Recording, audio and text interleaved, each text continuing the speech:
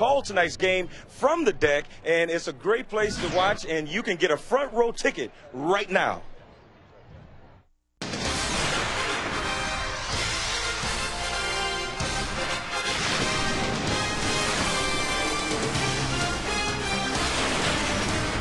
We are set for Brewers baseball tonight. Ryan Braun and the crew open the day 3 games out of first place. They trail the Chicago Cubs, who leapfrogged the St. Louis Cardinals with a win yesterday. The Brewers in 4th place in the Central Division. They're trying to get themselves going right here and now as they open up a 4-game series with the Washington Nationals.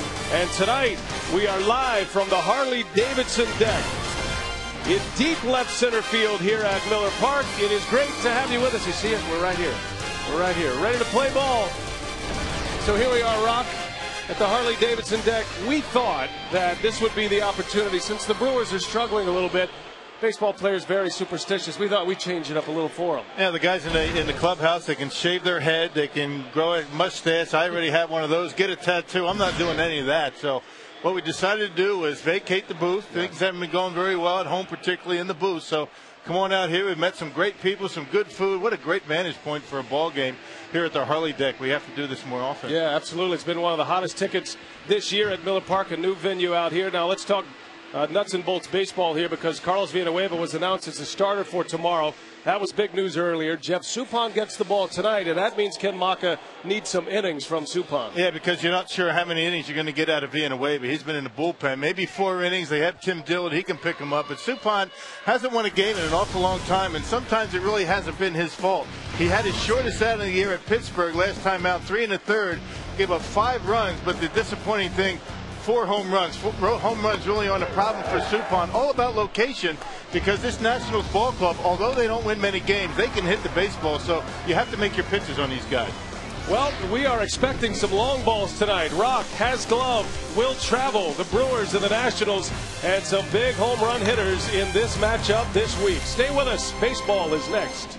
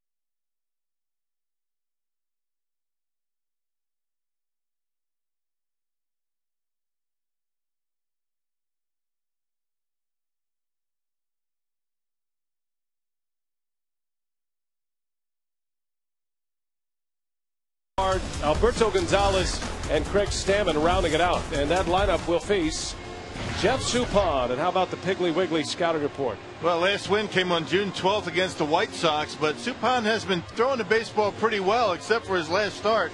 Talked about that on the rope, and only 3 2/3 against the Pirates.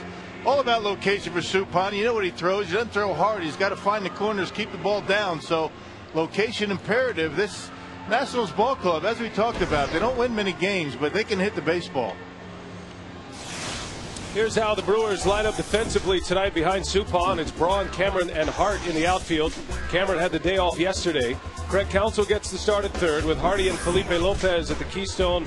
Prince Fielder over at first. And the battery tonight is Jason Kendall and Jeff Suppan. And the season numbers for Suppan, this will be start number 21.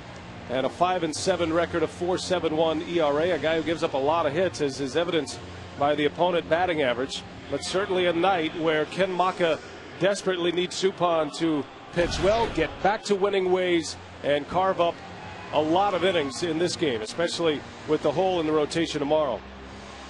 The Washington Nationals, they lost their manager and their general manager earlier this year. Jim Riggleman took over on July 13th. Manny Acta was let go, and you see who's doing what in their lineup. Adam Dunn, of course, still hitting the long ball.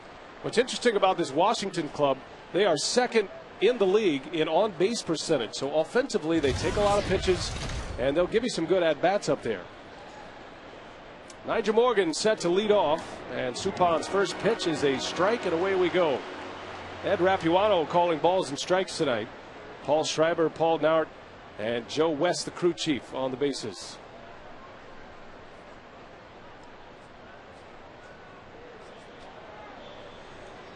Nigel Morgan coming to the Nationals in a trade they made with the Pirates at the end of June, and he has been a very good hitter for Washington, and certainly a guy you must keep off the base paths. Very impressive when he was a member of the Pirates. Always seems to be able to get on base, and he's got good speed. He'll steal a base for you. Yeah, with the way Zimmerman and Adam Dunn have been swinging the bats, you got to keep the first two off base. Very important for Suppan to keep the ball down tonight. Good changeup right there to Nigel Morgan. Changeup, always a very important pitch for Suppan, particularly early in the game. Ball and 2 strikes on Morgan. That little chopper in front of the plate. Kendall, no play able to be made. And Morgan with his great speed showing it off right away, and that'll be an infield hit. Morgan's been stealing a lot of bases since he arrived to Washington. This is only his 22nd game as a National, and already with 11 stolen bases. Now, and a couple of leadoff hitters in the last 2 series from the Pittsburgh Pirates. Nate McLeod for the Braves, and now Nigel Morgan. A swinging bunt and no play for Kendall.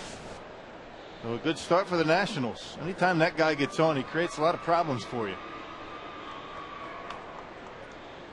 Well, for what it's worth, we really got a great look tonight that we don't normally get of the Brewers bullpen.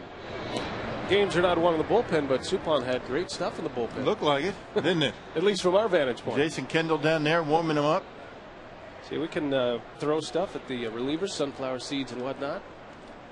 It's not a bad angle. And if we need gum, we can just yell at Chris Smith. Yeah, Chris Smith. You can yell at Marcus Hanley, throw up some double bubble. We're set.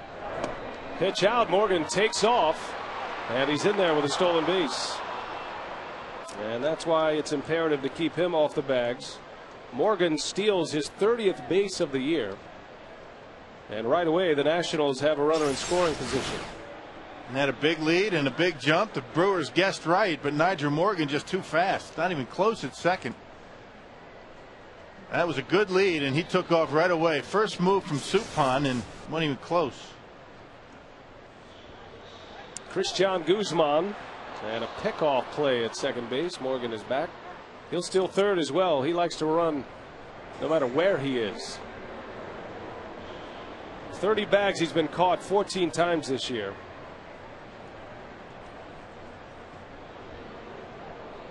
Guzman comes in batting .297 for the season. 4 homers, 26 RBIs. He drops a bunt down, foul.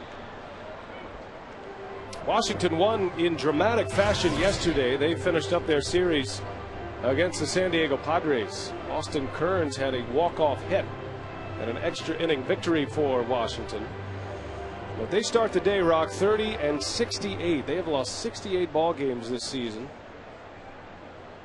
And while they are 27 games out of first place, they have a lot of young players that you don't know a lot about, especially in their starting pitching staff.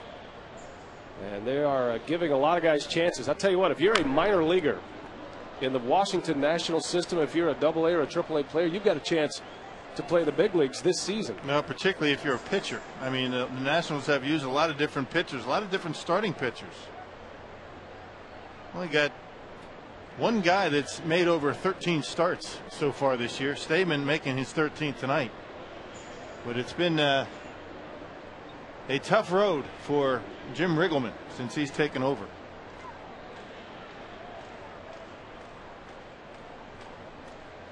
Now Riggleman now managing his 4th big league club. He's basically managing in his hometown. He grew up in Maryland, went to college in Maryland, and now a decade in the big leagues as a skipper. Last with the Chicago Cubs. Guzman goes, and a strikeout for Suppan, out number 1. Yeah, good breaking ball down and in. Good 2-strike pitch by Suppan. Christian Guzman, not a guy that strikes out a lot. Got that batting average around 300. Good location by Soup and a good job by Kendall to block it.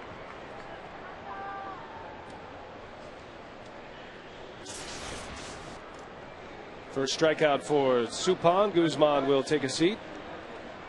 And here is Ryan Zimmerman. Zimmerman, an all-star for the first time this year. Talented hitter who has had a very rough month of July. Zimmerman overall batting .284, and he's belted 17 home runs. That includes 60 runs batted in. Zimmerman, though, hitting .218 in the month of July. Yeah, which is kind of a surprise when you have Adam Dunn behind you in the lineup. You had to figure, and particularly in situations like this, you know Suppan wants to get Zimmerman, so you figure he's going to get something to hit. Adam Dunn still one of the best power hitters in the game. There's a strike. Ball and a strike on Ryan Zimmerman. Well, it's interesting to think about how close Zimmerman came to becoming a Milwaukee Brewer.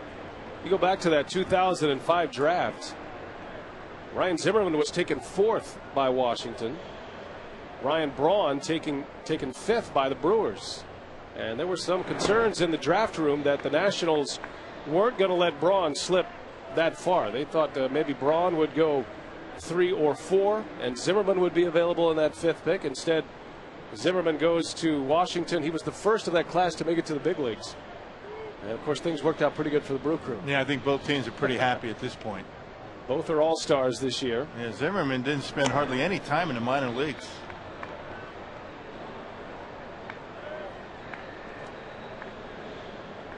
I'll take Brawny.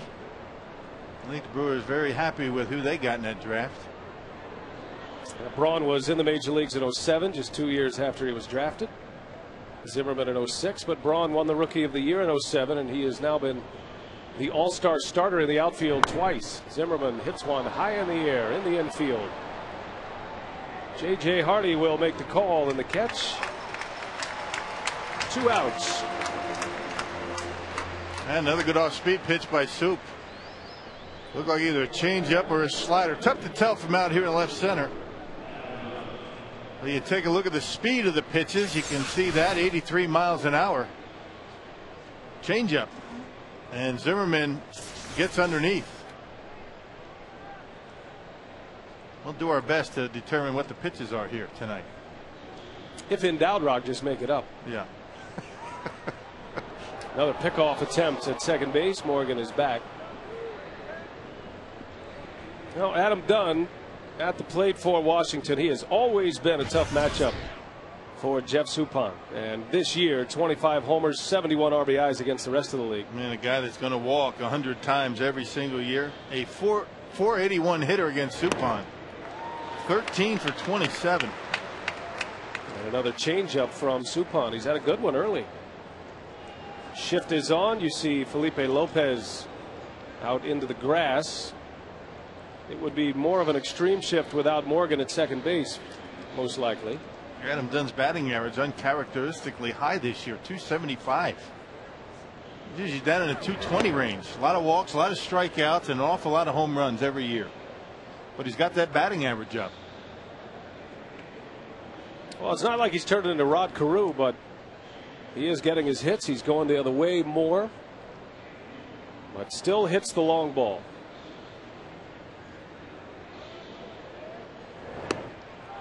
Boy, Suppan has a very good off-speed pitch going here early. That changeup away from Dunn. So back-to-back changeups for strikes. You want to work Dunn hard inside, up and in, which Suppan I think will be a little bit unwilling to do tonight, and soft away. You just want to avoid getting too much of the plate with this guy at the plate. Dunn split time last year between the Reds and the Diamondbacks. Hit 40 home runs combined. And that one is, oh, what a play by Lopez, and he gets his man. Felipe Lopez saves a run. He has come up with some stellar plays defensively already. Wow, how about that one, folks?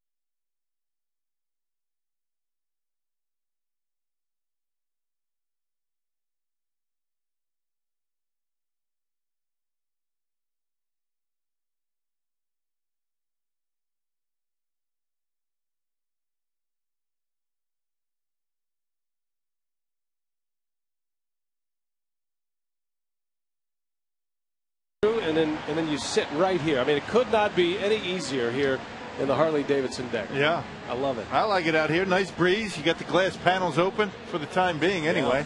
Yeah. It may get rained on, but hey, we got the roof on. We're good. Brewers lineup tonight turned in by Ken Maka, Felipe Lopez, Craig Counsell, and Ryan Braun at the top. Prince Fielder, Mike Cameron, and Corey Hart in the middle of the order with J.J. Hardy, Jason Kendall, and Jeff Suppan rounding it out. Cameron's had a good month. Subway lineup that will face Craig Stammen, the young right-hander in his rookie season in the big leagues. And the Piggly Wiggly scouting report got called up at the end of May. He was doing a good job down in AAA, 4 wins with a 1.80 ERA. Gets an awful lot of ground ball outs. He's got a good sinking fastball. 2-to-1 ground ball to fly ball ratio, but the Nationals really haven't supported him too well. Well, Lopez already with a good day, made a run-saving play in the top of the first inning and comes up with a base hit here in the bottom of the first. Man, that guy's been very impressive defensively. The sinker ballers normally get him early before they settle in, particularly on the mound that they've never been on. And that pitch up in the zone straight as a string, and Lopez hits it right through the middle.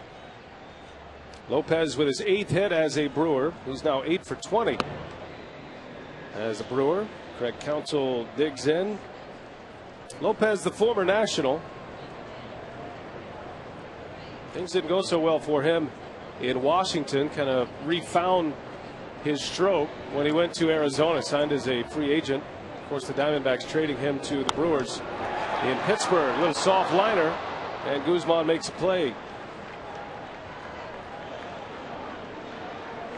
So 1 out. One of the issues with the Nationals this year, and we talked about their offense, they'll work the count. They've been fairly productive as an offense, you know, and their pitching staff is what it is, but their defense has really been poor. Yeah, they lead all of baseball with 94 errors this year, dead last in the major leagues, a .975 fielding percentage. Dreadful. And pitching is last in the National League with an ERA at 4.98, and when you combine those two things, doesn't matter how well you hit the baseball, you're not going to win many games. Here's Ryan Braun sitting on 19 home runs this year, 66 driven in, and a .312 batting average. Ryan yesterday had 2 hits. He was 2 for 4, a couple of singles, in that loss to the Atlanta Braves. And a breaking ball from Stammen. Stammen has a good curveball. And here's a guy, Rock, who's been pitching well lately. You know, he's just finding his way in the major leagues right now. But Stammen coming off a terrific performance against the New York Mets. As a matter of fact, in his last 4 starts, he's looked like a big league pitcher. He's only given up 7 runs. Hasn't had a whole lot of run support, but still in all, this guy hasn't been too bad. Braun down the line. That's a fair ball. Lopez on his way to third. Dunn bobbles, and now Lopez is going to try to score. The throw to the plate is in time for the out. Lopez stopped. He stopped Adam Dunn. You can never assume that Adam Dunn's going to catch anything out there. He's really had a tough time defensively throughout his career. And had Lopez not slowed down, he would have scored easily. He slowed down. Remember, he's got that hamstring issue. Ryan getting a 4-seamer, looked like it was even off the plate, and rips it down the line. Dunn kicked it in left field. Lopez somewhat slowed down, surprised that they sent him after he almost stopped at third base, and he was an easy out at home. Well, you hate to do that. You hate to make an out on the bases at home plate with Prince coming up.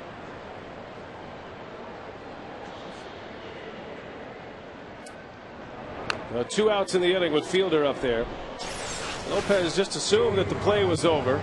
Kind of shut it down here at third base, then had to restart it. Big wide turn and an easy play for Guzman. I still think it's going to go down as an error. I can't see the scoreboard. I can't see if they have given him an error or not. They gave him a double apparently. Could have been a hit and an error, allowing Brawny to get to second base.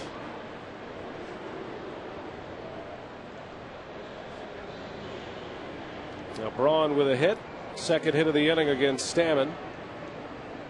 Braun in scoring position for Fielder with 2 away. And that gets away from Josh Bard. Braun to third base. It'll be a wild pitch on the young hurler.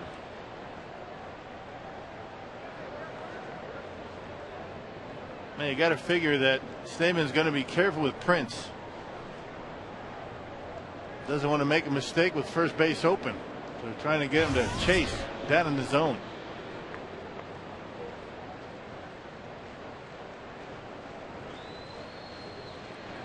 Hitters count for Fielder.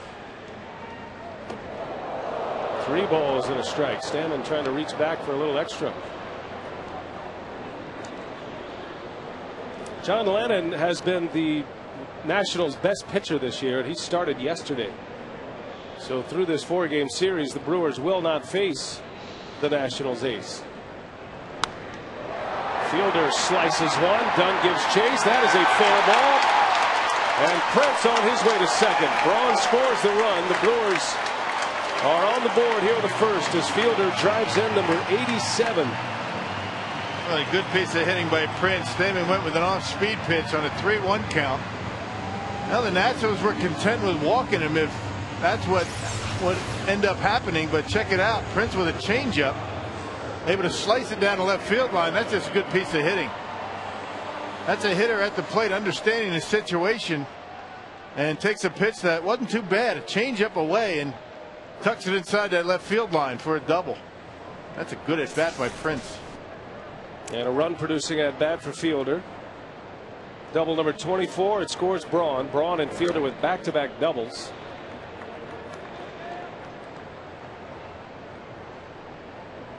Mike Cameron had the day off yesterday. Back in the lineup tonight for Ken Maka. Back in that 5-hole. He's been a good hitter in the month of July. Dialed it up a notch. His batting average this month is over 300.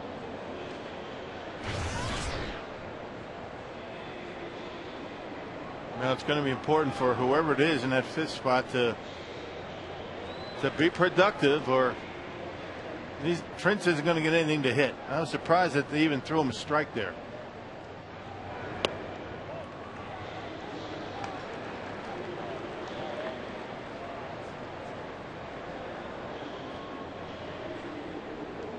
Prince might have hit the longest home run I've seen here in batting practice today.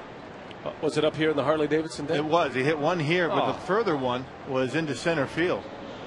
Up over the Johnson control sign in center. We can't see it from here. Cameron beats one into the ground.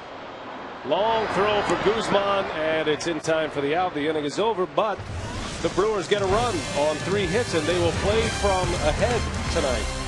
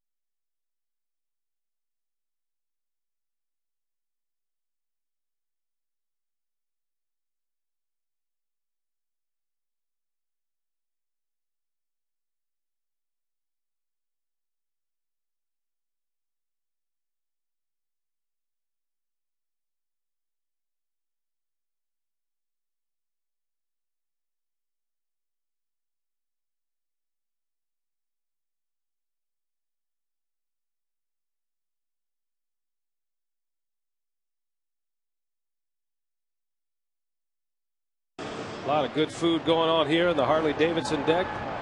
I mean, good stuff. And here we are. There's my guy, Mike Faulkner. How we doing? There's Jesse on the other side. Your eyes. Good. Renee. Renee is here. Your guy. My girl. Lady. Lady. Our girl. My guy. Our girl. Chef Suppan back on the mound. I don't have anything for my own. No. Do I? You know what you have? You have your pride. I have my pride and my glove. That's all I need. Don't need anything else. And your fan. Wish I had my fan. A little toasty out here, partner. You know how I sweat. Yeah. Get a good ladder going. The glove. How come your glove says Rooster on it? That was fantasy camp. Rob Deere being funny again. Crossed out rock, put Rooster on it. Can't do that. He's a clown. Listen, I think you got a chance to make a play out here tonight. I'm gonna. I really do.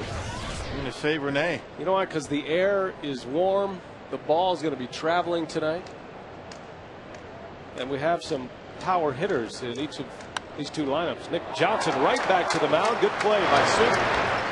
And one away.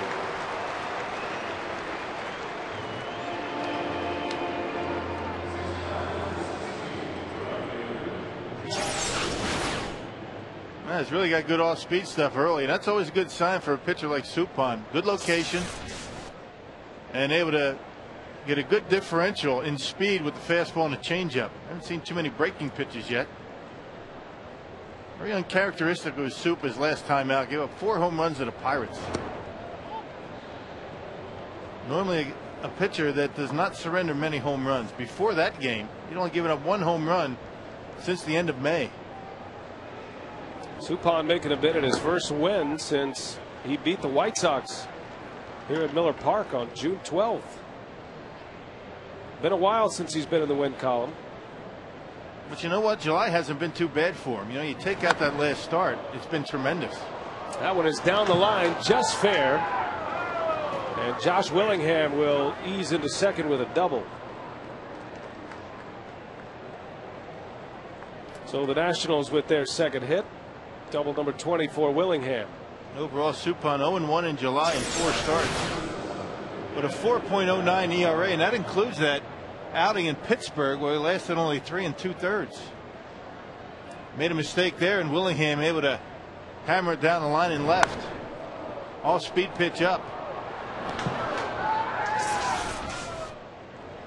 Well, Suppan stranded Nigel Morgan at second last inning after a leadoff infield hit. One out base runner here in the second with Josh Bard, the Nationals catcher, at the plate.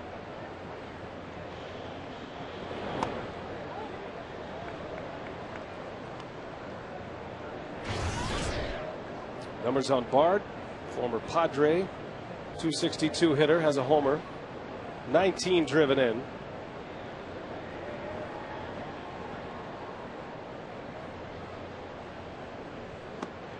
And that one's in there. Brewers had some news earlier today. Some transactions took place. A couple of them, as a matter of fact, as Brewers sending Mike Burns down to AAA, and R.J. Swindle was activated. So Ken Maka has an extra left-hander in his bullpen tonight. Mike Burns will go back down to AAA and pick up in the starting rotation for Don Money's Nashville Sounds, and now Swindle gives Maka that second option as a lefty in the bullpen. Yeah, Mike Burns, his first few outings were very good. Last two not so good, and that's why he got sent down to the minor leagues. Swindle comes up, who'd been struggling at the big league level, his second opportunity. Swindle's been dominating down in AAA, so he gets his third chance. Carlos Villanueva was also announced as tomorrow's starter. That was big news. Many thought, and we thought, that it was going to be Tim Dillard, just by the way the game was going yesterday. And talking to Ken Maka earlier today, Dillard threw a bullpen in the first inning yesterday. He was prepared to start because if it was a close game, Maka was going to use Carlos Villanueva and then give the start to Tim Dillard. But because the game ended up as a one-sided affair and Villanueva was not needed yesterday, he jumps into that starting slot. Man, I got to believe Dillard's going to be in that ball game at some point, because what do you expect out of Villanueva? Maybe 4 innings, I would imagine. Doesn't have the arm strength or the endurance to go, much more than I would imagine 70 pitches. There's Tim Dillard right next to Mitch Stetter. Tim Dillard's got good stuff. I've always liked the way he pitches. Very aggressive. Good sinker and a slider from what we saw from him in spring training. And he was one of the last guys cut from the big league roster this spring. Dillard coming off pitcher of the week honors in the Pacific Coast League. Dillard on your left. 10-game winner down in AAA in the PCL.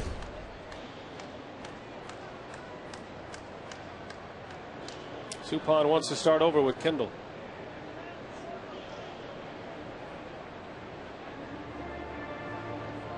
First of a 4-game series here this week at Miller Park. I want to remind you that today's game on Fox Sports Wisconsin is being broadcast in high definition.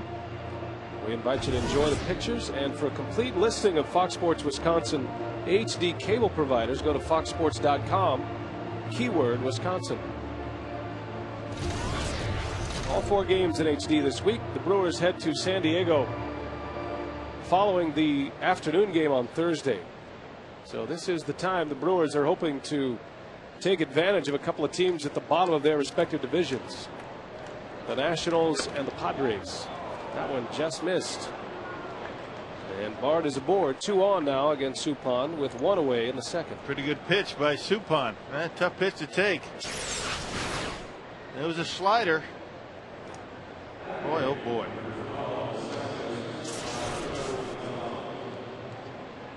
Ed Rapuano, tonight's home plate umpire. He and Kendall having a chat. Suppan needs pitches like that. He can't afford to have to throw pitches up in his zone. Needs that low strike, and I guarantee that's what Kendall was saying.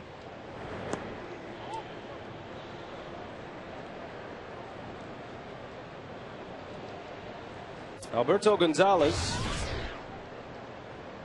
Washington's second baseman. His numbers look pretty good. 296 with a homer and 17 RBIs, but in an 8-game stretch, he is 2 for 24 at the plate. He's been a struggling hitter.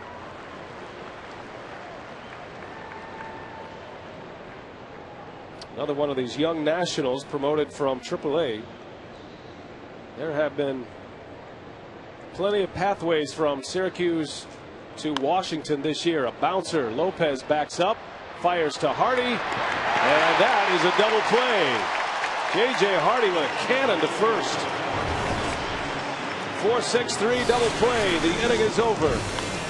Nationals strand another base runner.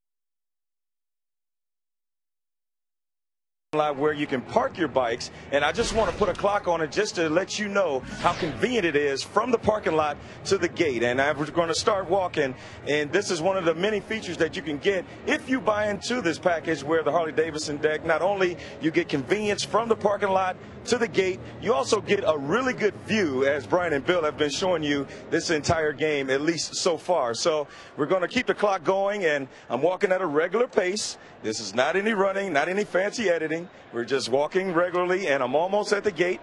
And from the time it took me from to get to the parking lot to the door, that's how quickly and convenient you can get to the deck. And guys, it's a pretty good view once you get up there. I can attest. I'm here. Nice going, Telly.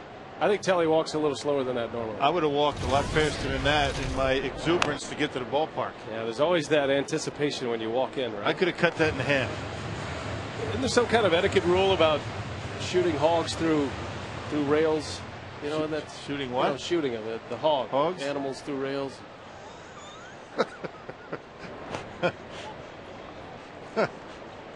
You mean the Harley-Davidson motorcycle, right? Hog? Yeah. And you know what? Yeah. If you're part of the group, the Harley owners group, then that's what gets you that special parking back there. Down the line, got a chance, and it is a home run for Corey Hart. So Corey Hart has found the home run stroke again. Homered yesterday, has one today. The Brewers with a 2-0 lead. Number 11 for Hart. Well, I know Ken Maka would love to see Corey Hart get hot. Well, that sinker didn't sink. That was down and in. Corey able to drop the head of the bat on it and able to keep it fair. And fair by plenty. Couldn't tell from here. It looked like it was going foul from where we were. But that was clearly a fair ball. Not even close. I thought it was more down the line. I'm counting on Joe West to help me out there. The third base umpire. Good to see Hart find the streak. He had not homered since June 17th until he homered yesterday, and now has home runs in back-to-back games. Well, a lot of these Brewer hitters very streaky, hot and cold, and hopefully Corey's in the beginnings of a very long hot streak.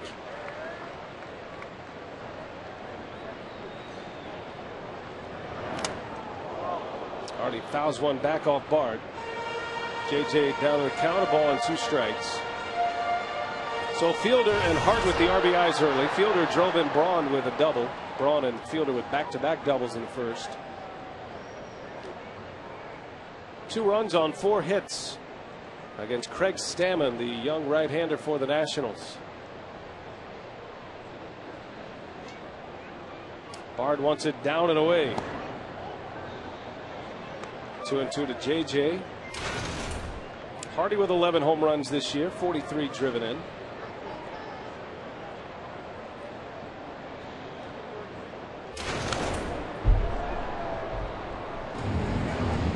Stammen so far has not been able to sink that fastball. Really hasn't. Brewers have been able to elevate quite a few pitches. Only got the 1 ground ball out. That was to Mike Cameron to end the first. This guy relies on ground balls. And 2 ground balls every fly ball that he's allowed this year.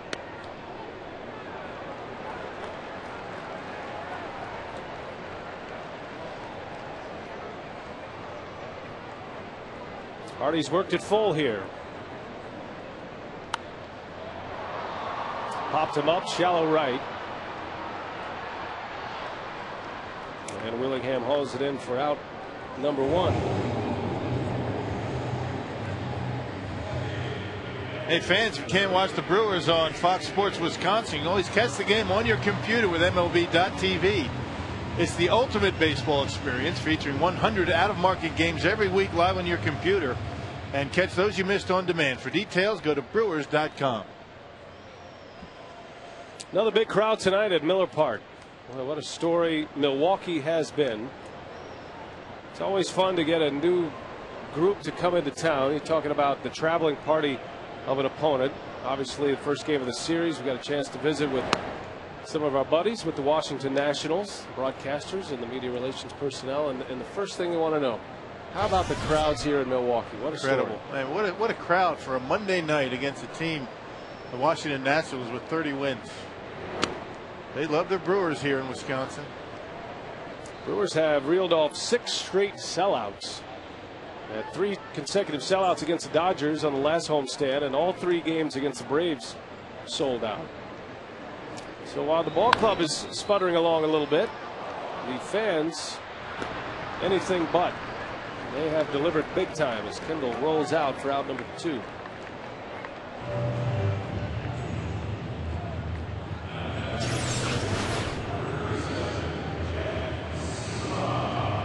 Well, Ryan Zimmerman has had his problems defensively, just like the rest of the Nationals, but making a nice play on a short hop off the bat of Jason Kendall, who's really been swinging the bat well. I talked to Jason at the batting cage, and he is seeing the baseball right now as good as he has in the last 3 years, and his batting average has continued to climb.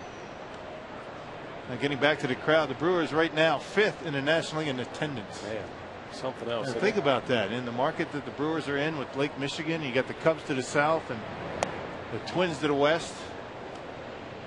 Best fans in baseball. Averaging over 38,000.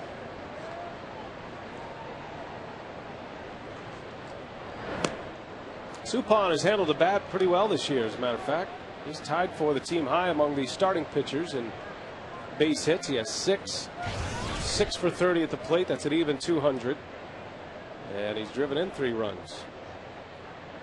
Well, you like to see him get aboard here and get it to the top of the order. See if Lopez can do some damage. You know, even with the outs that he makes, he works the count. I mean, he's not an easy out. Not one of those 4-pitch strikeout guys, at least not normally.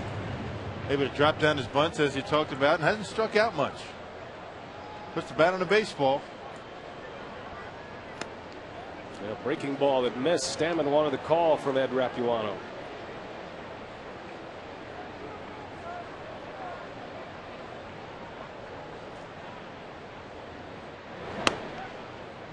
And down goes Soup, and the inning is over. But Corey Hart goes deep. home runs in consecutive games for the Brewers right fielder. His 11th of the year has the Brewers on top 2-0.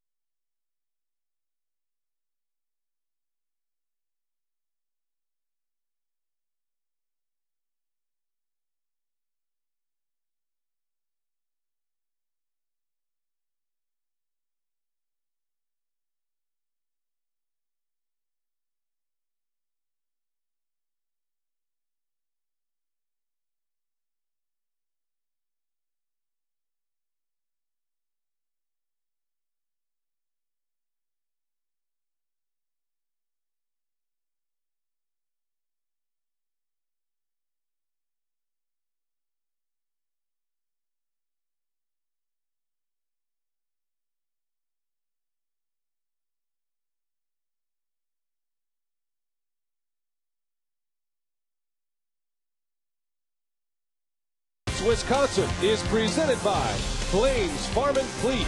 You'll always find value at your local Farm and Fleet. By Piggly Wiggly, shop the pig and save. And by Ho Chunk Gaming Wisconsin. There's a good look at the Harley-Davidson Museum inside. Boy, some great bikes there. And just a few miles away, we are here at Miller Park, sitting in the Harley-Davidson deck tonight. Broadcasting this one from deep left center. We're hoping for a long ball at some point. Rock's got his glove. We've got our friends here. They're all enjoying a lot of food, some spirits. And there's a chance somebody could hit one out, I guess. Somebody asked me the other day, has anyone ever hit one out of Miller Park in this particular area here? I saw Ricky Weeks hit one of those bikes in batting practice earlier this year. It's the closest I've seen. Might have been that blue one. Clear that rail there, then you've hit one out of Miller Park. And tonight might be the night to do it because it is warm inside Miller Park. The roof is closed. Thunderstorm activity around us, so the ball traveling a little bit. According to Prince Fielder, this is the conditions that makes the ball travel the best. Roof closed, glass panels open. And heat. And heat. Well, you were here for the home run derby. The All-Star. The All-Star about heat. Closed it up. Closed it up. Yeah. Closed the glass panels. It rained. It was humid in here. I'd say it was about as hot in this building as I had ever remembered for that All-Star game. Of course, there was a lot of energy in the ballpark. Ball traveled well that day. Yes. Sammy Sosa was putting on an epic display there for a while until he tuckered out. That's what happens to those guys. As that home run hitting contest goes on and on, they get tired. Talking about max effort on every swing.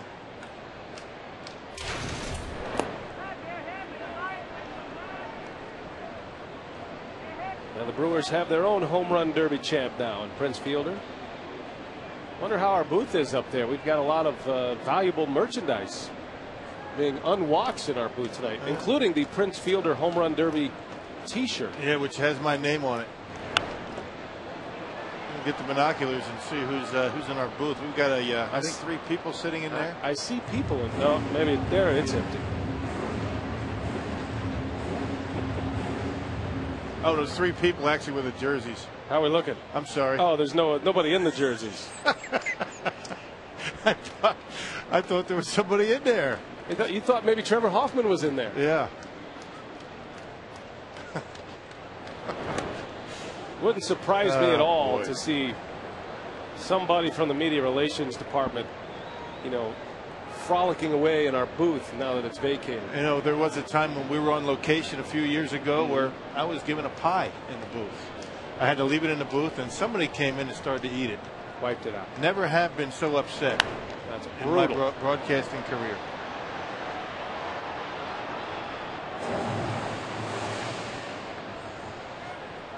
See, there are the culprits right there. Those are the guys you got to watch. Especially the guy on the end, Vassallo. Yeah, the one that's constantly eating. He's having an apple, though. Good on him. Yeah. Uh-oh. Yeah, here we go. Oh, we do have folks in the booth. See? That's what I'm talking about. See? Yeah. Okay. You're on camera. That hardly looks staged at all. That's going to find the gap and go to the wall. Braun will play it back to the infield, and it's another extra base hit.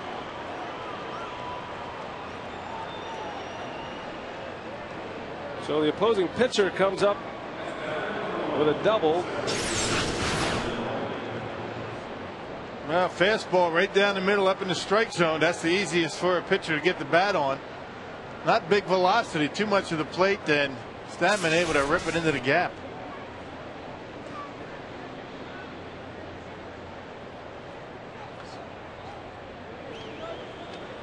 So 2 doubles on 3 hits for the Nationals.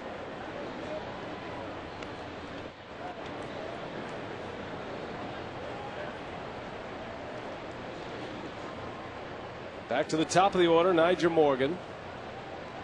Again, Suppan pitching with a runner in scoring position. Well, Nyjer Morgan, our Taco Bell who's hot since the trade that sent him to the Nationals from the Pirates. Look at the numbers he's put together. Good hitter. I've always thought that Nyjer Morgan had a chance to be a pretty good big league leadoff hitter. I mean, he understands what leadoff hitting is all about. I mean, doesn't hit too many fly balls. He uses his wheels very well. Reminds a lot of Juan Pierre with his approach at the plate. Slaps at it very. One place you don't want to pitch him is a fastball up and away. He'll just serve it out there in the left field.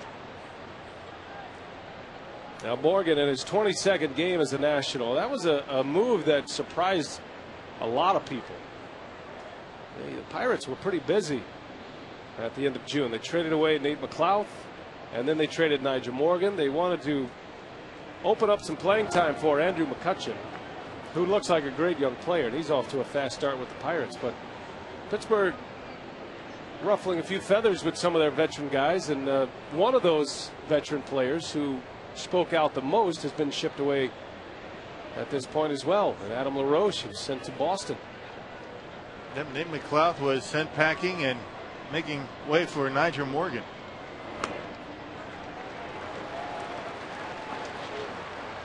Hey, there's our buddies from Cincinnati. Remember the guy in the sombrero?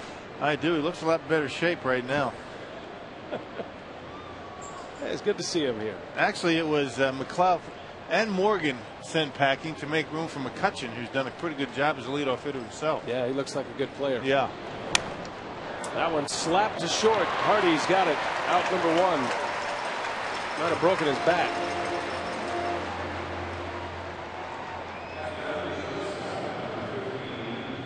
So 1 away here. Christian Guzman coming up for the Nationals.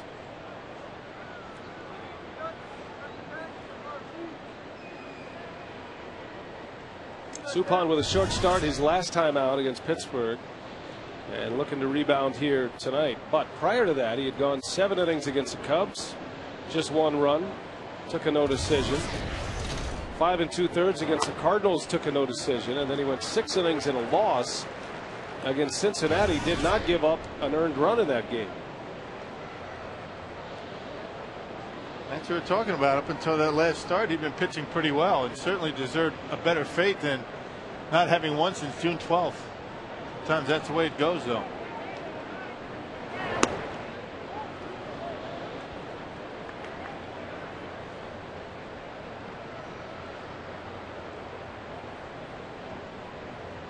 Now the Brewers back at 500 again with that loss last night, or yesterday afternoon. 10-2 is the final score yesterday.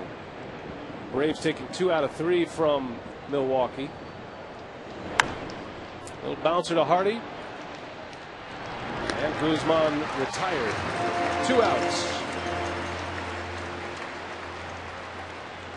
Yeah, there's our jerseys. Right behind the media relations staff. Keeping an eye on those guys. Those are the guys that they're holding all the cards right now because this is trade deadline time. You want to buddy up with the media relations staff this time of year. You want to be among the first to get the news. All right. As opposed to the last. They still can't have the jerseys. Maybe I trust Spindler and Steinmiller. It's Vasallo that you got to keep an eye on.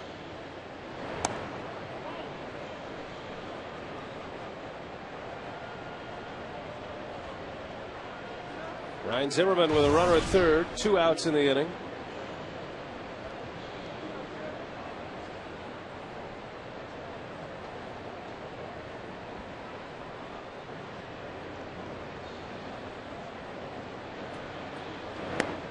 Boy, think about that draft in 05. Zimmerman, Braun, Tulowitzki, Justin Upton. That was a good one. A lot of terrific players. Jay Bruce was in that draft. He was the 10th pick overall.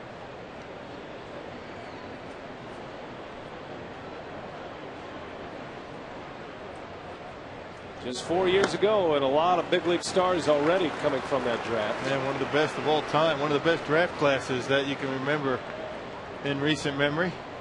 And Jim in Oconomowoc wants to know in our carsoup.com email the booth. Is it too early to call the 2005 draft one of the best? No. I don't think so. I think we just called it one of the best. I'm going to say, I'm going on record, Jim, in the 5-0. That was one of the best.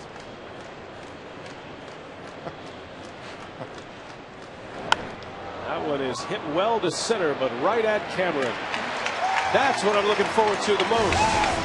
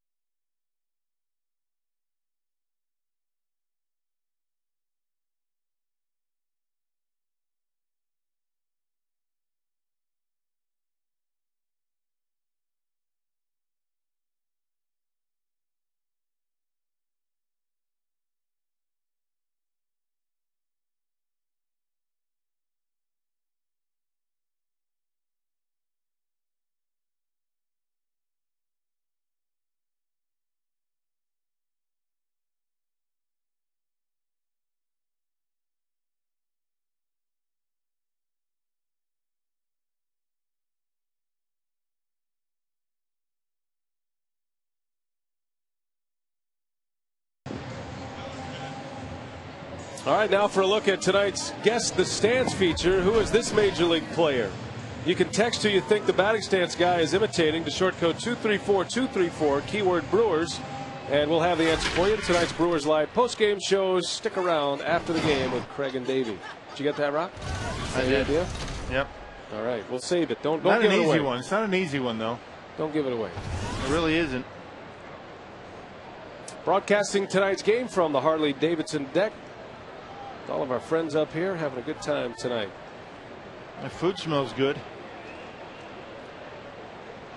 Top of the order, Felipe Lopez leads off for the Brewers. Lopez singled in the first. Bit of a base running blunder that cost the Brewers a run in that first. They did score a run later when Fielder doubled in Braun. Oh, Adam Dunn crashes into the wall and makes the catch. Nice catch. Wow, what a play that was. A beauty by Adam Dunn. Might have jammed something. Looks like he's coming up with a bit of a problem. Probably the ankle. Ankle, twisted ankle, knee, you name it. Maybe even wrist, who knows. That's a very similar spot where Matt Diaz of the Braves injured his knee badly last year for Atlanta, knocked him out the rest of the season. That's about as good a catch as we've seen out there in left field this year. Well, Dunn making his 61st appearance in left field, has 5 errors. He has 12 errors overall as an outfielder. But that was a good play.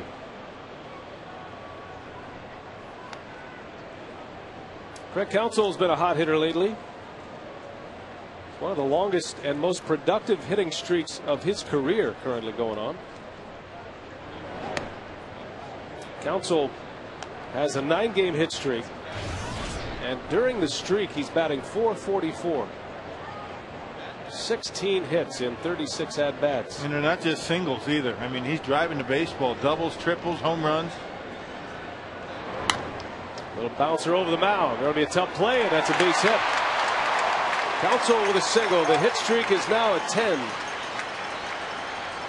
1 for 2 tonight. And what makes him such a tough out, he's only going to take what the pitcher gives him. And he knows that Stammen is a sinker baller, so he's going to look away. He's going to stay on the baseball. That pitch was a pretty good pitch on the outside corner, up a little bit, but Craig able to get some top spin on it. Watch the way after this second bounce, it kind of scoots. It stays down and gets by Guzman and into center field. So Counsell gives Braun a chance at the plate with a man on. 2-0 Brewers. Bottom of the third inning. The Brewers trying to get something going here on this schedule. It's been a rough month of July for Milwaukee. But after all that has happened and the inconsistent play that has occurred, Ken Maka realizes Brewers are 3 back and they are in striking distance, but they have to start playing better. Braun pops this one up. Nigel Morgan makes a call on the catch for out number 2. So here comes Fielder with a runner on, 2 away. Fielder still leads the ball club with 24 home runs. Powerball home run leaderboard. Hart homered in the second inning, his 11th to put his name on this list. You'd like to see all 5 of those guys catch fire here down the stretch, especially the last 3, Cameron, Hardy, and Hart. Corey and JJ and Cam easily, I mean, have the ability to get to 20 home runs. They get hot, they can do it. That's the thing about a lot of those guys, you know, all 3 of them. Corey, Mike Cameron, JJ Hardy, very streaky. I mean, you get them hot in a stretch of about 2 weeks, they can hit 5-6 home runs. Fielder rolls out, the inning is over, and the first scoreless inning for Craig Stammen.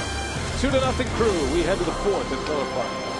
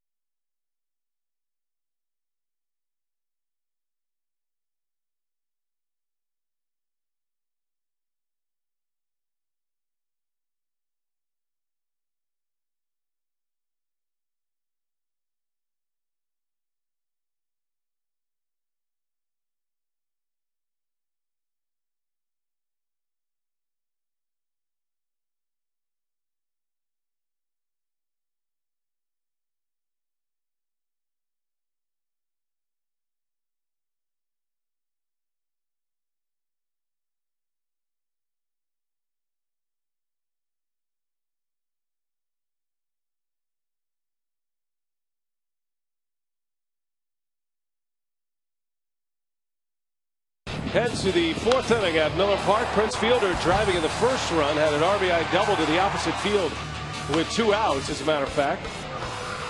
Brewers looking good defensively tonight. A double play turned by Felipe Lopez and J.J. Hardy. Corey Hart with his 11th home run, his second in as many games. And that has been the scoring tonight. 2-0 Milwaukee as we broadcast live from the Harley-Davidson deck. Those guys are just below us, having a good time on the porch at Fridays. Adam Dunn leads off. There we are. We're up top here. And our buddy's with us. Can always watch the game. See, we got a monitor right behind us. I didn't realize that. Yeah. Still have my glove. I only put it on with certain guys at the plate. Dunn would be one of them. Slow roller to Counsell. They had the big shift on. That's going to be a base hit for Adam Dunn. That didn't quite have the carry, Rock, to make it out to you. No. Somewhat the direction, though. I think the Brewers would take that any time that Adam Dunn wants to do it. Of course, didn't do it on purpose. Another good off-speed pitch by Suppan to Adam Dunn. This time way out in front. And you can see Counsell, the third baseman, playing up the middle. And an easy base hit. And 3 out of 4 innings against Suppan. Lead man on for the Nationals. 2 sluggers. Talking about an infield hit. Dunn made a nice play defensively last inning as well.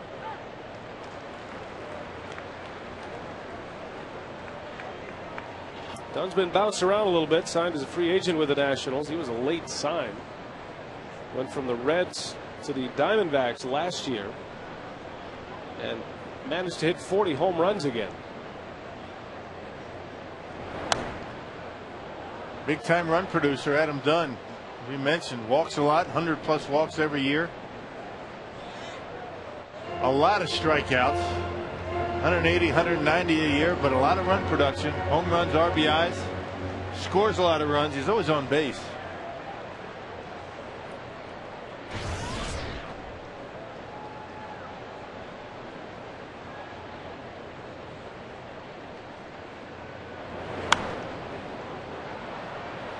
Counsell gives it a look. That'll end up in the seats.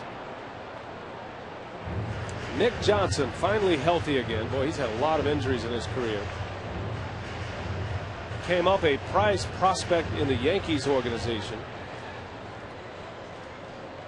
When he was coming up through the minor leagues in his first few years in the big leagues, there were a lot of comparisons to Mark Grace at the time. High on base percentage, guy who could hit for average, not a lot of power, but a good hitter with a very good glove at first base. That's high praise. You know, you're comparing yourself to, or are they comparing you to Mark Grace, a guy that a 300 hitter, you can hit the ball over the diamond, and a very slick fielding first baseman. Our colleague with the Diamondbacks does a good job there too. And Johnson ended up going from the Yankees to the Expos. He and Alfonso Soriano came up together in the Yankees system, and they were the dynamic duo. You know, at this time of year, you're talking trades and you're talking about untouchables and guys who you would trade in your minor league system. And for the Brewers right now, it's Matt Gamble and Alcides Escobar. Well, turn the clock back to 2000, and it was Alfonso Soriano and Nick Johnson. Those two guys were going to be in pinstripes for years and years to come. Didn't last long. No, it didn't last long. You just never know. As Johnson strikes out, so Suppan picks up his second punch out. And again, the Nationals failing to advance a runner. Got good sink on that fastball. Well, he's had good stuff today. I mean, good location on all of his pitches. That pitch down and away, and Johnson out in front.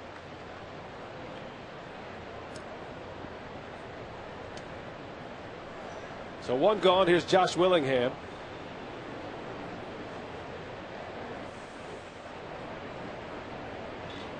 Willingham doubled off Suppan in the second inning. He ripped one down the left field line. Willingham, another new piece for the Washington Nationals. You could say this about Washington. They were busy this offseason. Willingham traded from the Marlins to the Nationals this offseason.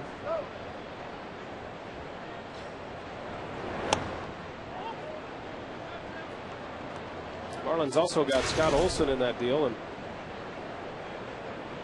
he's injured right now for the Nationals as part of that depleted starting pitching rotation.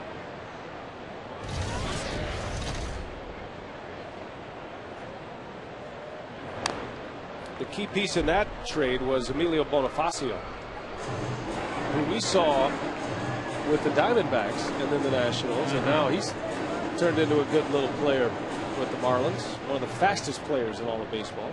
Yeah, just trying to get him to hit the ball on the ground like, you know, Nigel Morgan does for the most part. You have speed like that, can't outrun a pop-up. Ball and 2 strikes on Willingham. Runner at first, 1 out, and a little half swing. They'll ask if he went. No, he didn't go. He checks it, and it's 2-2. Certainly an organization in transition, I guess you could say, after they moved from Montreal to Washington. They just never have gotten any kind of consistency or solidarity in their front office. Jim Bowden was let go of his duties earlier this year. Manny Acta fired from the managerial post.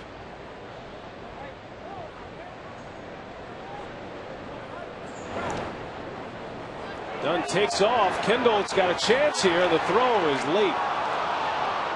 So Dunn heads up on the bases, advances on a wild pitch, and that takes away the double play opportunity. Yeah, good base running by Adam Dunn. And you take that big secondary lead, ball in the dirt. And it gets away far enough, and Dunn with decent speed and not great speed. Change up down in the dirt, and Jason can't throw him out at second base. There's still another man in scoring position for the Nationals. So far they're 0 for 7 with men in scoring position, and that was in the first 3 innings. Well, had a man at second with nobody out in the first. Runner at second with 1 out in the second. A leadoff double in the third that didn't score. So not only are they getting men in scoring position, they're getting them early in the inning. Full count, 1 out. Josh Willingham at the plate. Adam Dunn at second. And a bouncer to Suppan. Nice play. And out number 2. Broke his bat. Suppan's peeled off a couple of bats tonight. Aflac. Our Aflac trivia tonight. Who are the last 3 players in Brewers franchise history to steal 50 bases in a season? Last 3 to do it. Well, one of them's in the ballpark today. It's a good one. One of them playing about 90 miles from here. Scott Posednik. Well, I wasn't going to give his name away. I did. Was that too obvious? Not quite as obvious as you naming him, but maybe the hint was a little too much. I haven't answered a trivia question in a long time. Oh, okay. Well, we are in the Harley Davidson. A little deck. out of sorts out here, so I'm going to give away one of them. Come on, give me something. I'm in. There is definitely a Brewer connection with this Nationals ball club, and he's one of them. There's one of them. Pat Listash. Friend of show, fantasy camp coach last year. Very popular coach. And the Cubs organization last year in the minor leagues. Marquise Grissom, the gripper.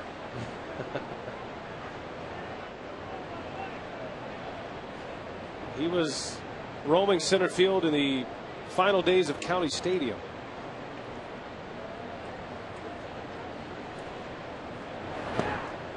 Marquise Grissom, one of those guys, if you cannot get along with Marquise Grissom, there's something the matter with you. You have issues. That's one of the nicest guys you'll ever meet.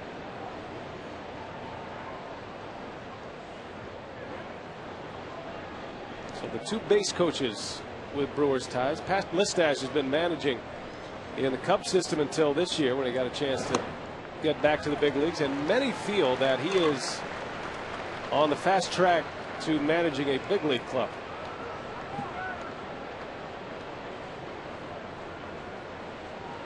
And knee problems short-circuited his playing career.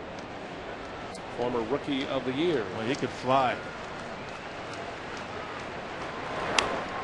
That one is lined down the right field line and foul, hooked into the seats. Good catch up there in a Marquise Grissom jersey. The other two former Brewers that are now playing with the Nationals, Ronnie Belliard and Ron Valone, the big rig.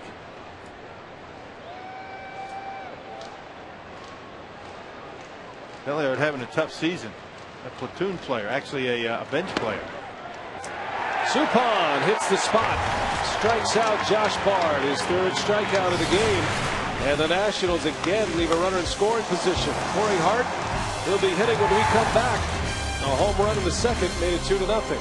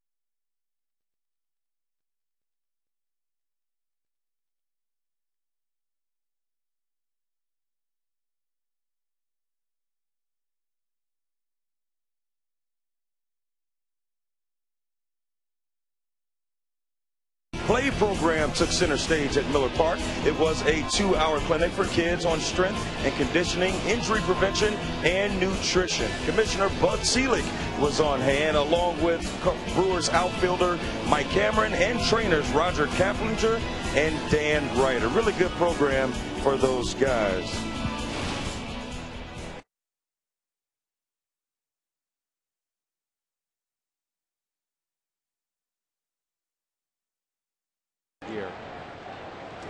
He stopped mid-sentence, didn't he? I mean, it's like Telly was done with his bit, and now he's going to wear our gear. You know, he stopped as though there were like 15 people going after that jersey. Yeah, there's He's nobody all up alone. there. It's good on me. We're out here. By the way, I don't think any of that's funny. This is not. I found this. Just kidding, Telly. It's a good bit. You can actually have it. Of course, it's not ours to give away, is it? No. It belongs to the team store. By Majestic. And they're a hot item right now, those All-Star jerseys.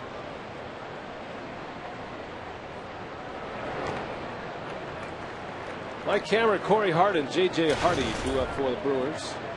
2-0 Milwaukee as we play in the home fourth. Suppan has 4 shutout innings on the board.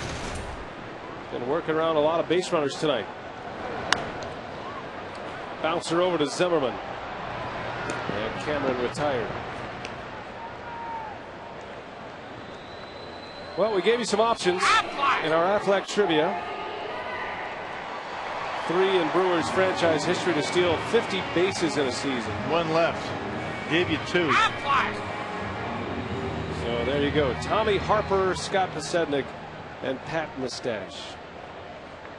Tommy Harper did it in '69. Now we're talking franchise history, so that Seattle. that includes the Pilots of 1969. 73 stolen bases. A very bad team, which was Milwaukee's gain, because the next year, instead of heading up, going up to Seattle, they took a right. Ended up in Milwaukee. Plane diverted after spring training. Line drive to right, right at Josh Willingham for out number 2. Well, Corey hit that one right on the button. Home run to left, the line drive bullet at the right fielder. That's a good sign.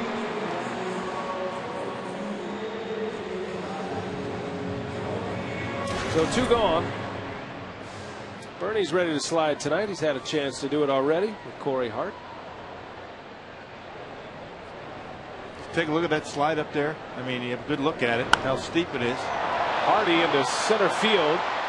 Morgan is going back with room. He's got it for the out. And it's a 3-3 down inning. That slide way up there.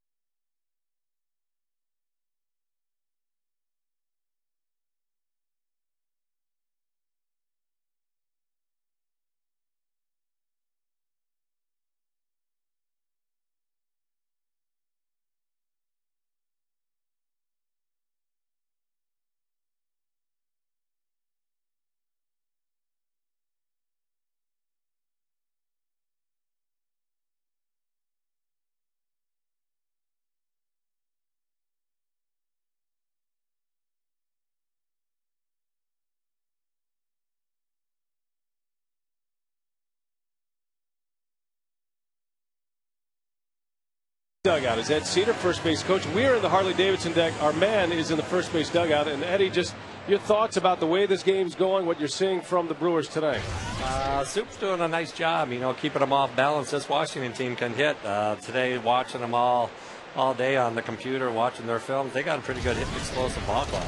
The clubhouse has to kind of feel encouraged. They haven't been playing all that well, but still within striking distance in the division, Eddie. So that's got to be a good feeling. Yeah, it's a good sign. The guys aren't down, and like you said, we haven't actually played the best baseball that we're capable of playing, and we're still just right in the hunt. You get the sense that some of these streaky hitters for you guys in the lineup are starting to heat up a bit. I do. Really liking the way Corey Hart's looking as of late, and of course Prince and Ryan, they're going to do their stuff, but we need a couple more to get hot. All right, Eddie, thanks a lot for your time tonight and your insights. You're welcome. Have a great night. Ed Cedar, first base coach, joining us in game. And Eddie in charge of the outfielders, and happy with the way one of his outfielders is swinging the bat. Suppan fields the bunt from Stammen. Nationals finally advance a runner for the first time after the leadoff double by Alberto Gonzalez. So a sacrifice bunt for Craig Stammen. It's his third of the year. And the Nationals have a runner at third for the top of the order. Nigel Morgan coming up.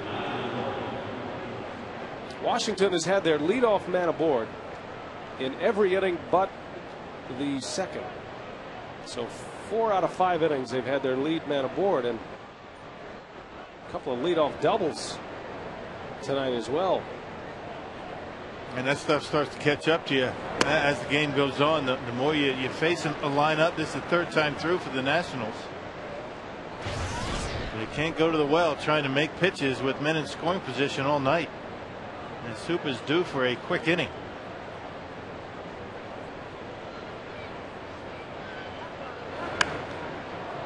And Morgan lines one. Hart cannot make the play.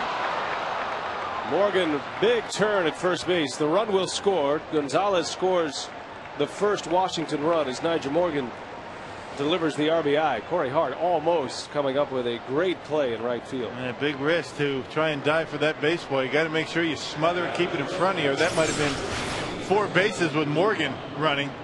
This guy can fly. If this ball gets by Corey Hart, it might be an inside the park home run. Missed the glove, but got a piece of the body. And Corey able to keep it in front of him, or at least close, and keep Morgan at first base. Which keeps the double play in order. 2-1 the Brewers lead. Christian Guzman is 0 for 2. Grounded out his last time up and hits that one sharply through the hole. A base hit. Morgan will stop around second. So 3 hits in the inning already. Back-to-back hits for the Nationals. First and second with Zimmerman coming up, the All-Star. At the most Sunday Brewers home games, kids 16 and under can run the bases right here at Miller Park. That's compliments of great clips. For ticket information, call 414-902-4000 or visit brewers.com.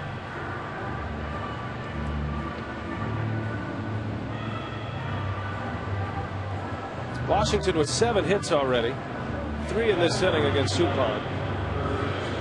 And a dangerous hitter coming up in Ryan Zimmerman. Suppan's going to have to get through Zimmerman and Dunn, barring a double play, to get through this inning with the lead.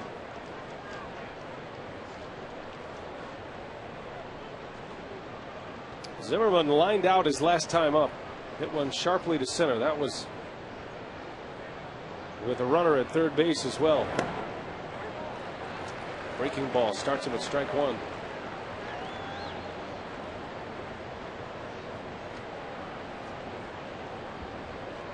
Good speed on the bags for the Nationals. And the Brewers outfielders playing deep against Zimmerman.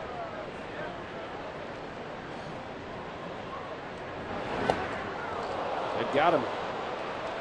That'll be a hit by pitch.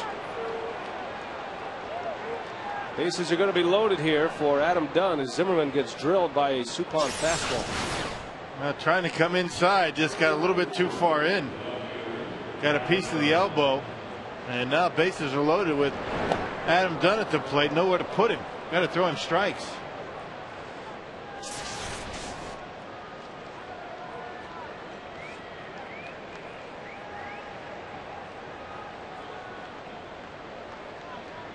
Well, Dunn has 2 grand slams this year.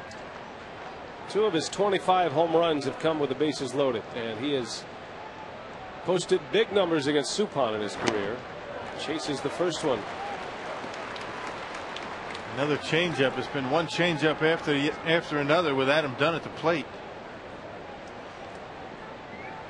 Dunn, one of the few players to ever hit one into the Mountain Dew deck here at Miller Park. Way back there in right field.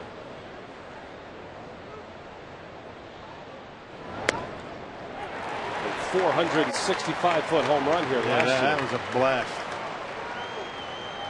Did it on a changeup too. Guy's got as much power as anybody in baseball. That's a long way. Suppan looking for the ground ball, a chance to get out of the inning. Dangerous hitter at the plate. And the 0-2. Dunn fights it away. I think he had him fooled, but Dunn able to foul it off. Now, over the years, Adam Dunn has been one of the most prolific home run hitters in the game. You see what he's done since the 05 season. Adam Dunn second only to Albert Pujols in long balls since 05. He's never hit much for an average, but he has this year. But you make a mistake out over the plate to this guy, look out. He's hit some monumental blasts. He's spending a lot of time in a new ballpark in Cincinnati. Great American ballpark. He hit some monster shots there. Dunn 5th in the league in RBIs. Reached on an infield hit his last time up. 1-2 with one away. And one thing Adam Dunn will do is he'll stand in there and take pitches. Always gets on plenty with the walk. Nowhere to put him in this situation with the bases loaded. Dunn and Fielder 3rd and 4th in the National League in walks. Dunn is 3rd with 74 free passes this year. Prince Fielder with 73. Adam Dunn with more RBIs than hits this year. So he gets his hits, he makes them count. That's a good stat.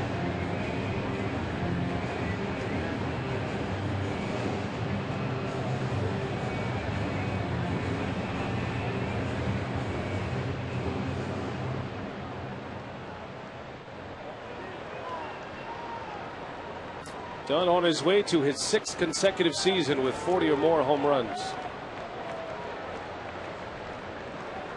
What's amazing is his last 4 seasons, he's hit exactly 40 home runs.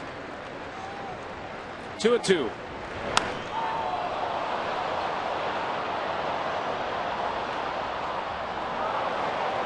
That's what he can do. Yeah.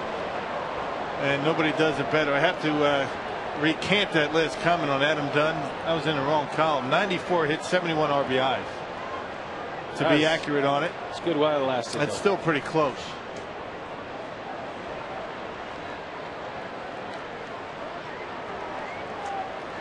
That's good while it lasted. Thanks, partner. Kendall blocks it. Nicely done back there by Jason Kendall. That's why you're the best. No, hardly. That's what I get for looking at the stats. I should forget them. That's your job.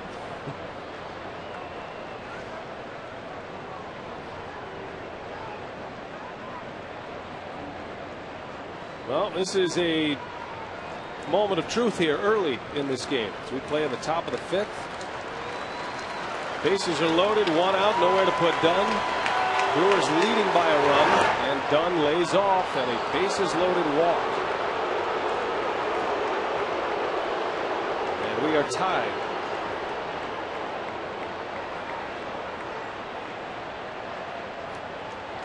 Well, he hits home runs with the best of them, and he walks with the best of them. I mean, always 100 walks.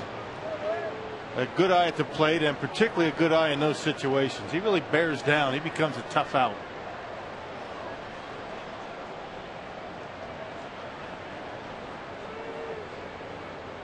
So we're all even at 2 here. The Nationals with a couple of runs in, still just 1 out. And Nick Johnson takes strike 1. Johnson is 0 for 2. He grounded back to the mound in the 2nd. Then Suppan struck him out in the 4th. Suppan desperately needing a ground ball here. Bouncer foul, 0-2.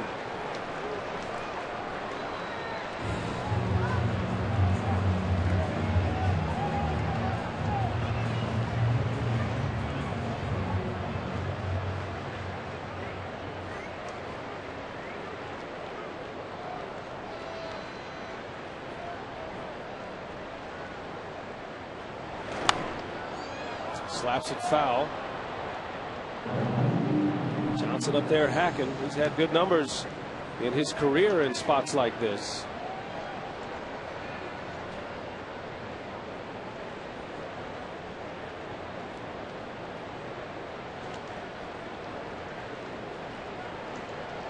Guzman at 3rd, Zimmerman at 2nd, Dunn at 1st. And that one is on the corner. A called strike 3. Yeah, back to a slider. That time Soup able to throw it for a strike.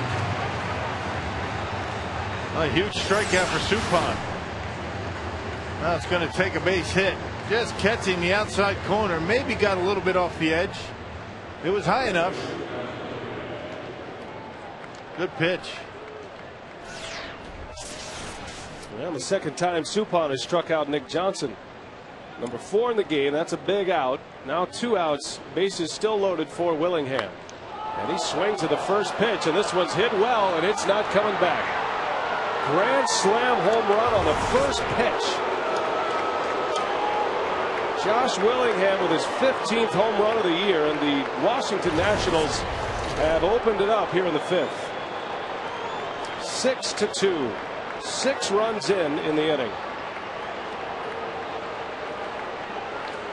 Well, we've been talking about the fact that Suppan has been dodging bullets all game. Nationals 0 for 9 coming into this inning with runners in scoring position. That's changed. 2 big base hits in this inning, including that grand slam. A blast on the first pitch, a fastball by Suppan, who all of a sudden is having a tough time with the home run ball. 5 in the last 2 starts. 6 runs in. Willingham with his 15th home run of the year now has racked up 35 runs batted in with 1 swing of the bat. Boy, that one hurts. Suppan working on a shutout through the first 4 innings. Willingham with his 3rd career grand slam, first of the season. Hart into left. Braun is back with room, and he's got it for the out. The Nationals bring 9 men to the plate. Willingham goes deep, capping off a 6-run inning.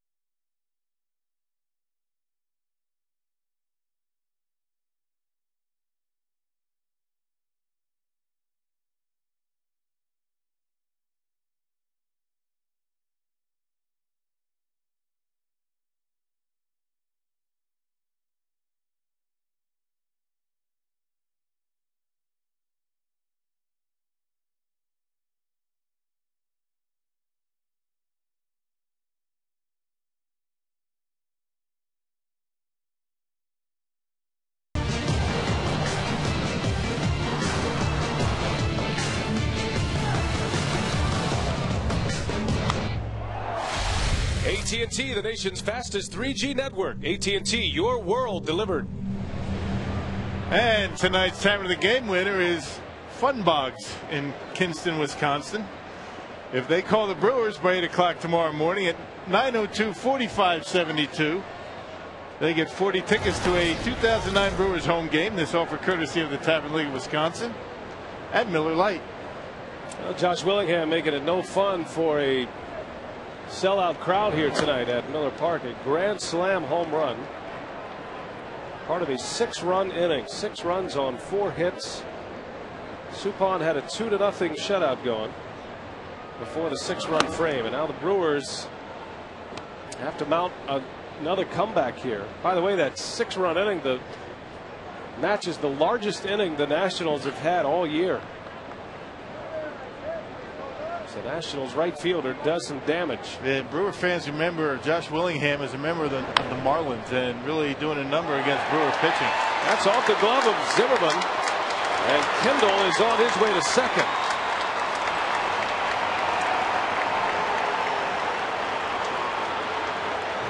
Well, Jason continues to bring that average up slowly but surely. And even with the bag, and Ryan Zimmerman not able to get back and make the grab. See, he had to go back. He was playing at regular depth. See him even with the bag and over off the line. Not expecting Kendall to pull the baseball, but he did. Well, Ken Maka's going to stick with Jeff Suppan here.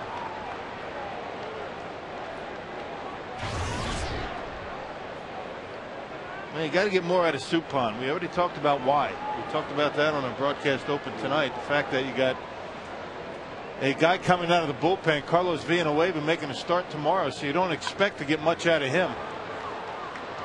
Suppan gets a bunt down. And tomorrow you would figure that the bullpen's going to be used a lot. So you don't want to use him too much tonight. So you have to get a little bit more out of Jeff Suppan.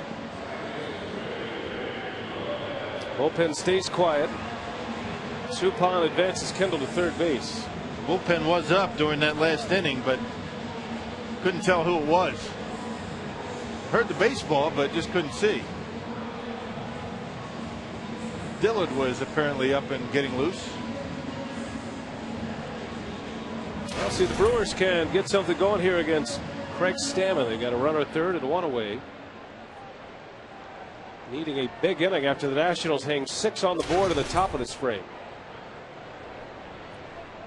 Felipe Lopez, the switch hitter, back up there for the third time against Stammen. Lopez singled off of him in the first, ripped one right back up the middle, and then he popped up to left field his last time up. Shoots one through, knocked down by Guzman, but unable to make a throw. And a run will score, and Felipe Lopez has an infield hit and an RBI, and the Brewers get a run on the board and answer that 6-run fifth. Good job by Felipe Lopez taking that ball to the opposite field. It was a sinker going away from him, and didn't try and pull it. Exactly what you want to do. Gets on top of it, able to almost get it into left field, but just as good. Guzman no play at first base, and the run scores. So the bunt pays off. Kendall would not have been able to score without it. And it's 6-3 with Counsell up there. Counsell lined out in the first. He hit one sharply to short. Then extended his hitting streak to 10 games with a single in the third inning. And now batting an even .300 once again.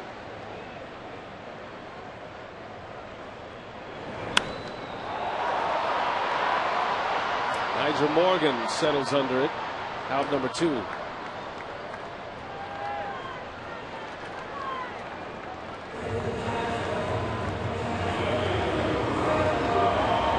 So Stammen with 2 away. Lopez at first and Ryan Braun coming up. Brewers start the day 3 back of the Chicago Cubs, who took over the top spot in the division with a win yesterday. Cubs and the Astros start their series tonight, and that game is in the 7th inning. They're all tied at 1 at Wrigley. Wandy Rodriguez against Zambrano. It's been a couple of solo home runs by players named Lee. Carlos hit his 16th of the year. Derek hit his 20th, representing the only scoring in that game at Wrigley. The Cardinals are out in front of the Dodgers tonight, 6-1. Half game separating the top 2 teams. Interesting, Sean Burnett is getting loose. Only the 5th inning. Wonder if Jim Riggleman is figuring maybe to use Burnett against Fielder if Braun gets on here. And if Braun gets on, Fielder would represent the tying run.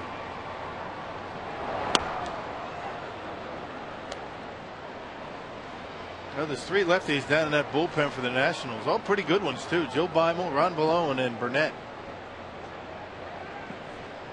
Pretty well balanced bullpen.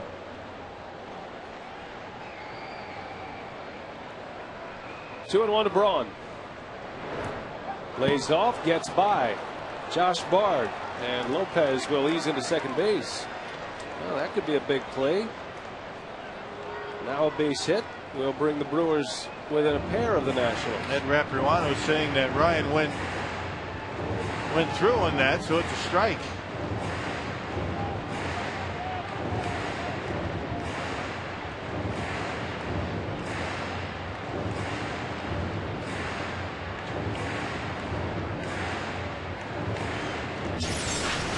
You be the judge.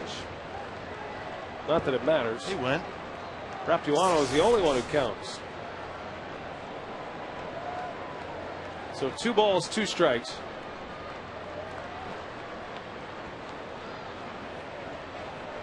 Lopez at second with a big lead.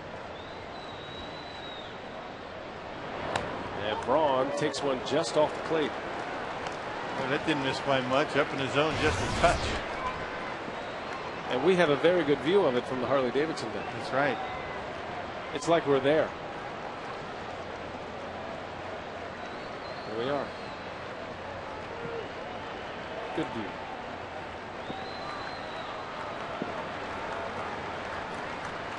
Three-two. Braun hits one deep to center field. Morgan is back, and this one is out of here. Ryan Braun asking for help. The umpires circling the fingers, all of them.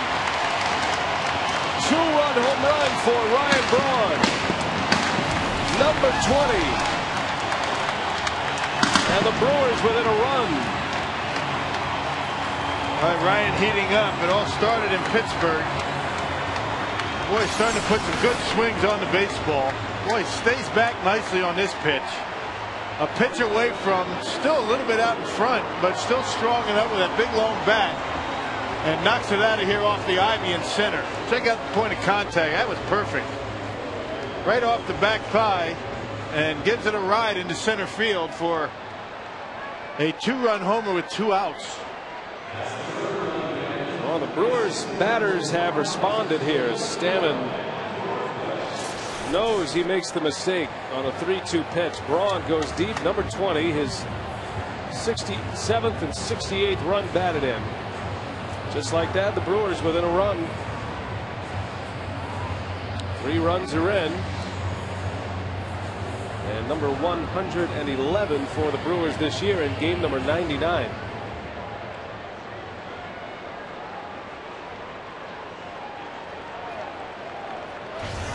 So here's Prince representing the tying run.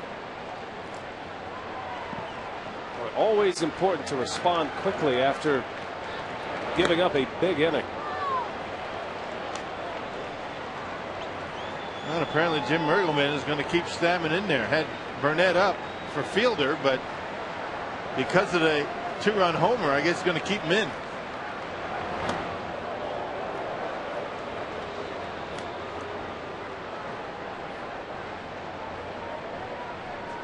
Stammen has given up 8 hits. Remember, Suppan allowed to hit for himself. He put the bunt down that led to the run.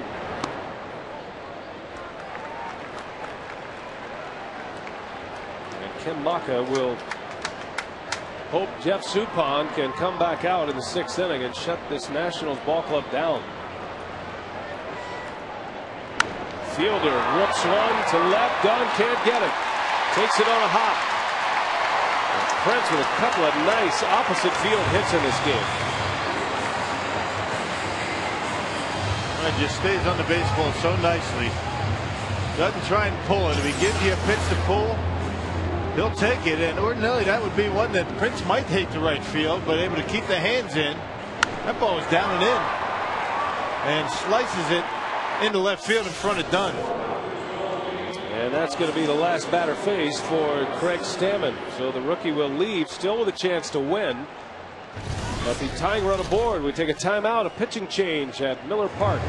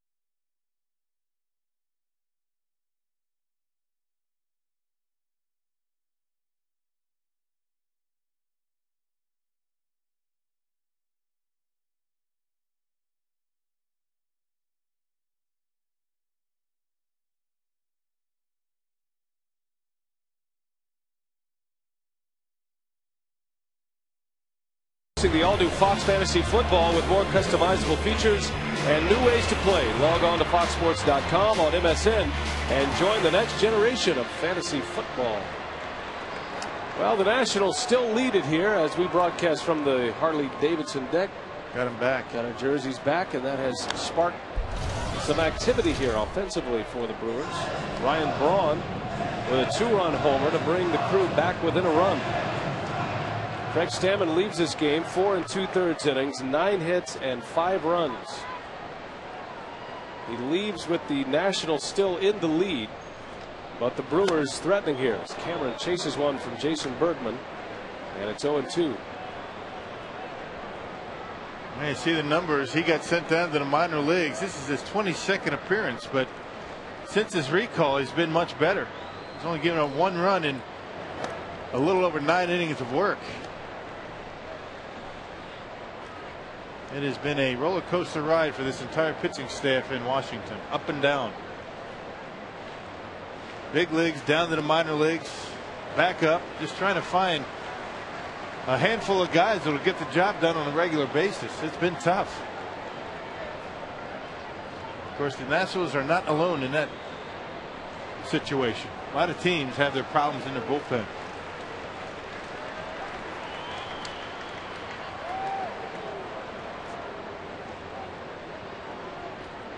Cameron working the count back even, 2-2. Go ahead and run at the plate. Cameron has 14 home runs this year. And down he goes on strikes. The inning is over. And Bergman preserves the Washington lead. But the Brewers get 3 runs. Ryan Braun with 20. A 2-run shot brings the Crew within a run.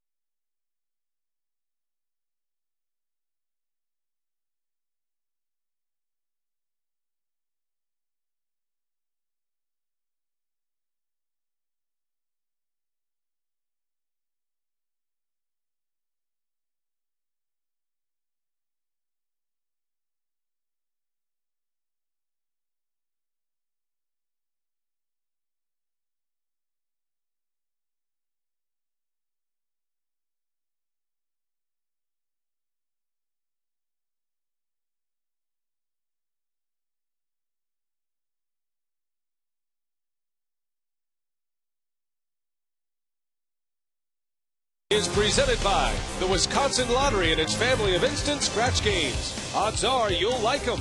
By AirTran. Go, there's nothing stopping you. And by Aflac. We've got you under our wing. 6-5, the Nationals lead the Brewers. 9 runs in the 5th inning. 6 for the Nationals. And the Brewers get 3 back, though, and pull within a run as Suppan goes back to the mound to start his 6th inning work. Nationals get 6 runs on 4 hits. And the big blow, a Josh Willingham grand slam. Alberto Gonzalez started the inning with a double.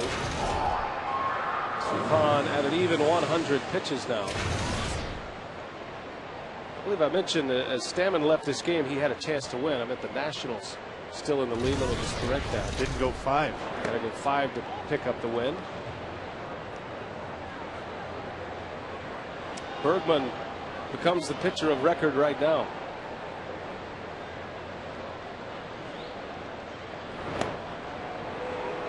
Suppan walks Gonzalez, and again the leadoff base runner is on, and Suppan continues to scuffle. Well, time now for our U.S. Cellular poll question of the week. I want to hear from you this week. We'll wrap it up on Sunday, but who is the greatest closer of all time?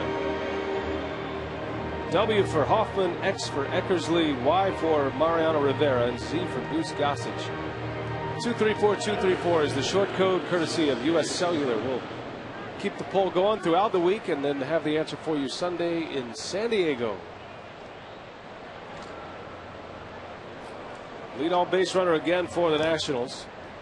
Bergman will hit, and that is going to be an out at the plate, and that's going to be a double play, says Ed Rapuano.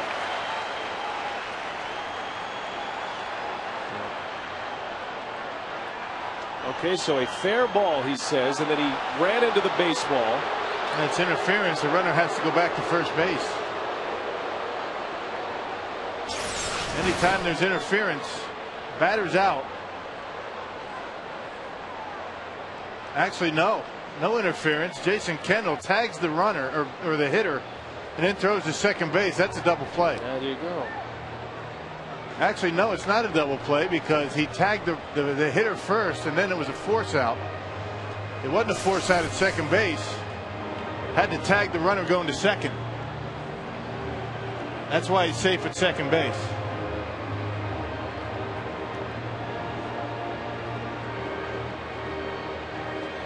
It looked for a moment like Rapuano was calling an interference play. I just couldn't tell from back here. I mean, out here in left center, it's tough to see what was going on. But on that second replay, you could clearly see that the ball was fair. Jason tagged the hitter who was trying to drop down the bunt. It became a tag play at second base at that point, and that's why Gonzalez gets to stay at second base. It was interference. The hitter was out. And then the runner had to go back to first base. So the putout is 2 unassisted here. Actually, Jason touched him with his arms, but not the baseball. Certainly the Brewers would. Kendall's making contact, basically trying to get out of the way, but never tagged him with the baseball, but that doesn't matter. Nigel Morgan drops one into center field. Not deep enough to score the run. Morgan on his way to second, and he's in there. Look at that base running. My goodness. That is some good base running by Nigel Morgan. I'll tell you, heads up. Never slowed down around first base. Realized that Cameron had to come a long way to get it.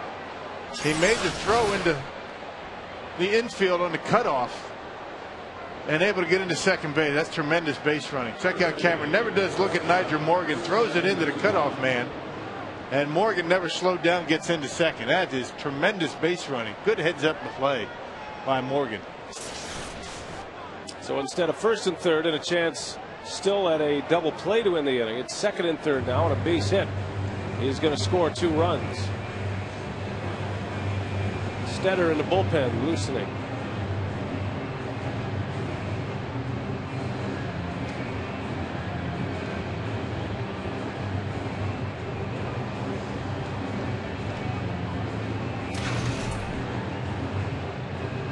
It has been a battle tonight for Jeff Suppan. He's given up 9 hits and 6 runs to the Nationals.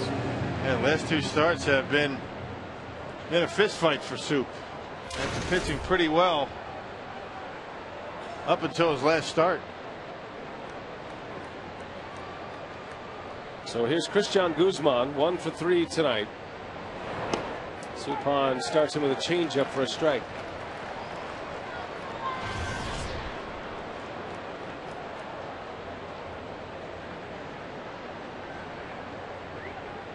Nationals get 6 in the 5th inning. The Brewers come right back and get 3 runs to bring it within a run.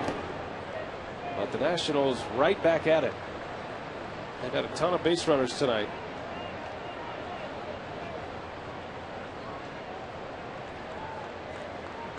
Washington has had at least 1 man aboard in every inning in this game.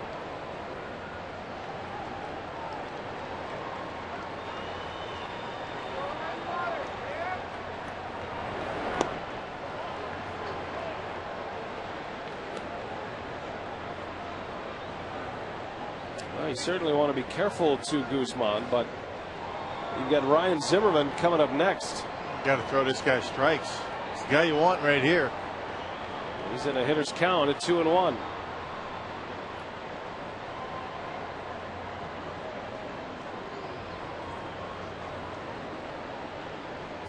Zimmerman, the all-star, in the on-deck circle. And then after him, Adam Dunn. Suppan would not face Dunn. That's why Stenner's getting loose. Strike, fastball right in there. Yeah, right down the middle. It looked like Guzman looking something off speed. It's the only reason he'd take a fastball right down the middle.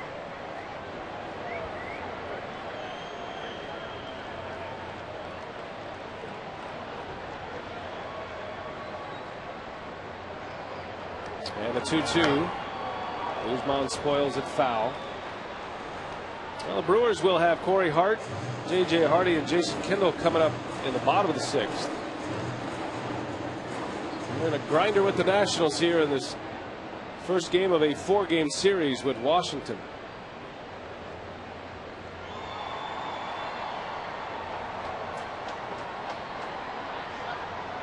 Starting pitching still a concern for Ken Maka. Giving up a lot of runs here lately. That one is lined down the right field line, and that one is a fair ball. 2 more runs are going to score, and Guzman will stop with a double. Well, the Nationals just free and easy at the plate. I just wonder how long Ken Maka is going to be able to keep Suppan out there. Obviously not his night. You got the right-hander coming up. But Su's been hit hard in this game. That 3-2 pitch, and Guzman hammers it down the right field line with a couple of men on. Up in the zone, getting too much of the plate, and 2 runs in. So the Nationals answer the Brewers 3 runs with a pair of their own.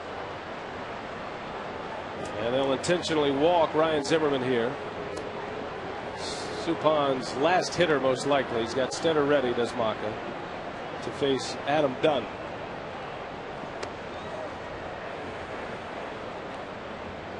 Eight runs in the last 2 innings for the Nationals. Still just 1 out here in the 6th. And here comes the manager, and out goes Jeff Suppan.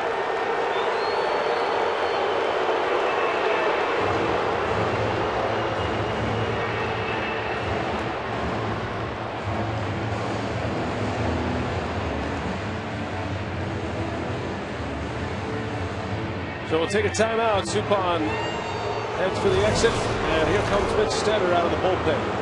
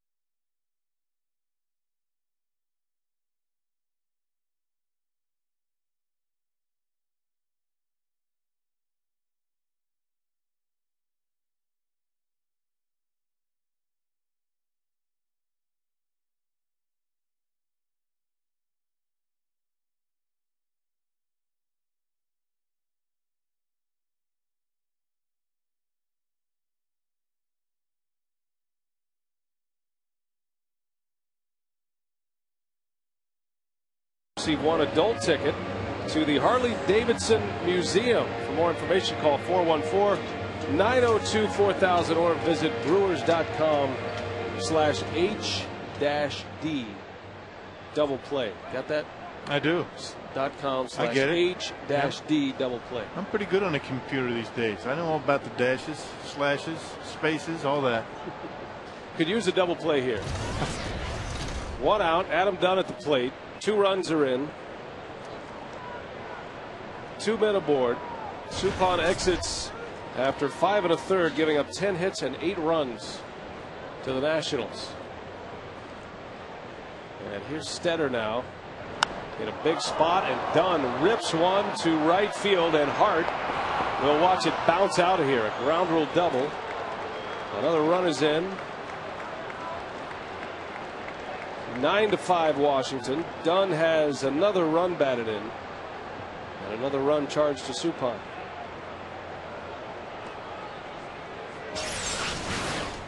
Oh, not messing around. Fastball that Stetter left on the inner half of the plate. Kendall wanted it away, and one of the rare mistakes that Stetter's made this year in a situation like this has been very good with inherited runners. Allows one to score here. Stetter to face Nick Johnson. Still just 1 away.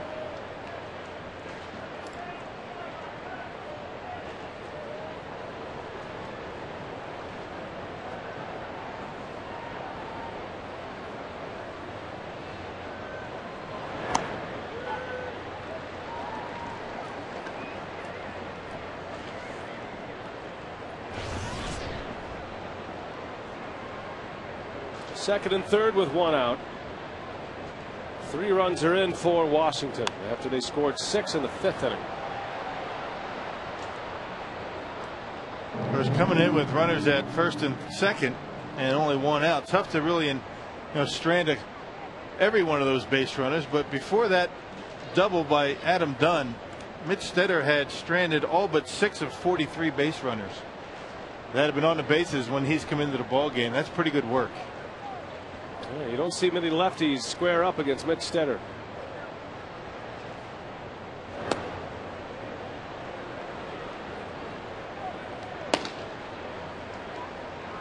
Maybe DeFelice after this hitter.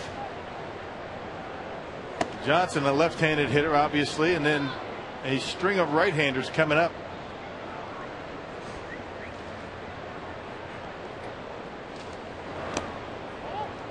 Count goes full to Johnson. Well, the Brewers giving up some runs lately. Braves got 10 yesterday on 12 hits. 9 runs for Atlanta on 17 hits on Friday. And that team ERA for Milwaukee is anchoring to the bottom of the National League quickly. Stetter walks Johnson, loads the bases. What do you do if you're Ken Maka? I mean, you run the guys out there that you have in the bullpen. That's going to be it. You got Willingham coming up, then the switch hitter Bard, and then another right-hander. You just don't know what to do, and you're not getting production. You're not getting outs from the guys you put out there in the mound. Very rare does Mitch Stetter face 2 batters, 2 lefties, and not get either one of them out. A double and a walk has loaded the bases. Here comes DeFelice.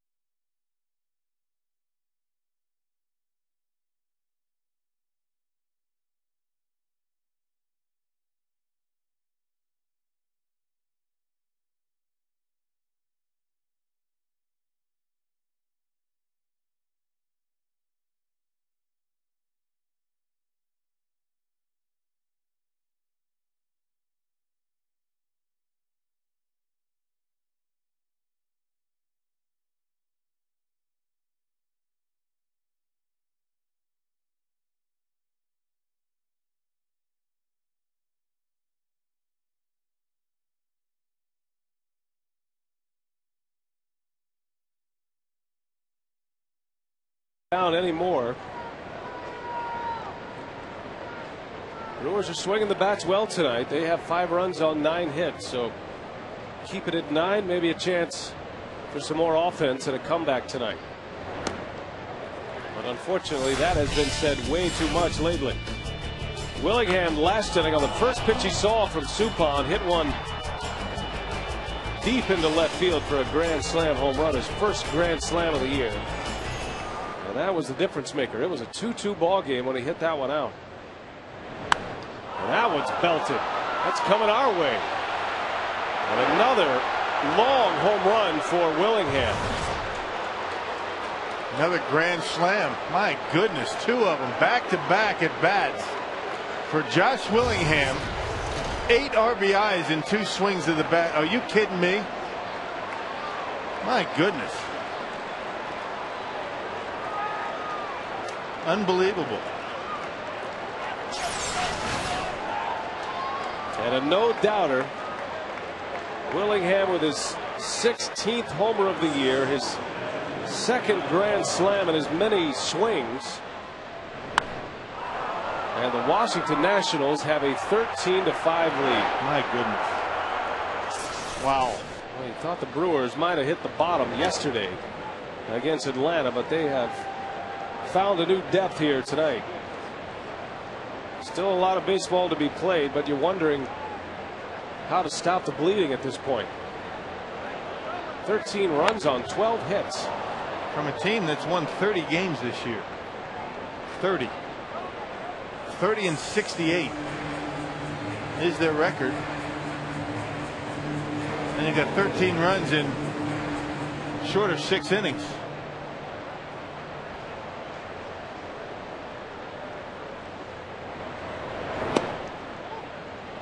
Suppan's going to exit with 5 1/3 and 10 runs. The other 2 belong to Mitch Stetter. And of course, Willingham's run belongs to DeFelice. Washington sent 9 men to the plate in the 5th, and this is the 9th man to bat here in the 6th. They will bat around here in the 7th.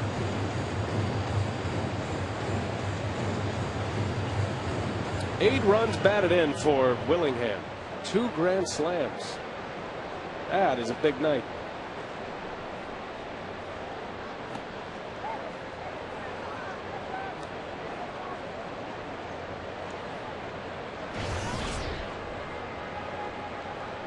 That was the last time that happened in baseball. I think Jim Northrup hit back-to-back grand slams. That was back in the 60s.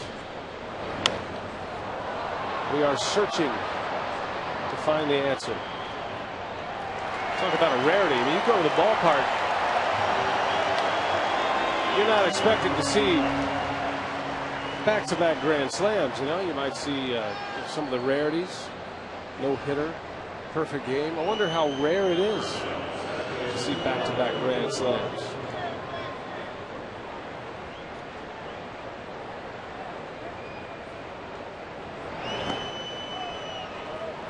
Well, much more rare than a no-hitter and a perfect game. I think more rare than a cycle. I mean, that's just what are the odds of that? What are the odds of coming up back-to-back at bats with the bases loaded, let alone hitting the home run twice?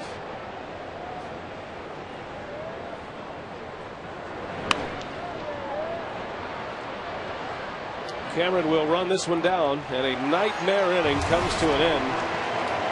7 runs for the Nationals in the 6th inning, and it's 13-5.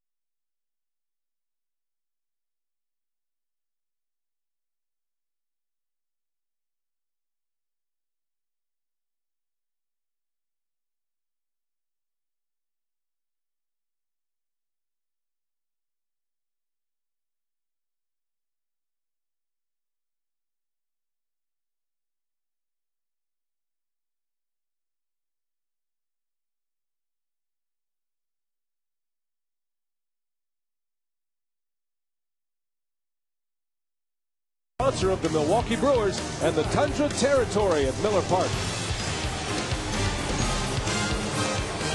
Well, this one has turned on its ear a little bit. The Nationals, you thought a 6-run inning was big enough. That happened in the 5th. They put a 7 spot on the board in the 6th, and it's 13-5. And Josh Willingham, we are fast searching, has hit grand slams in consecutive at-bats, and we're trying to find out the last time that has been done and how often that has been done in Major League history. I know it's been done once. Jim Northrup. Back in the 60s. I believe Dave Winfield did it in back-to-back games for the Padres, I think, in the 70s. It's not the kind of history you want to be looking up at a time like this. Unless it's your team hitting them.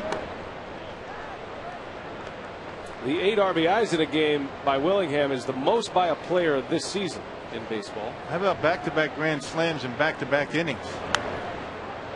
And how about 2 homers and a double tonight for Josh Willingham? A lot of how abouts. Should we go on? Man.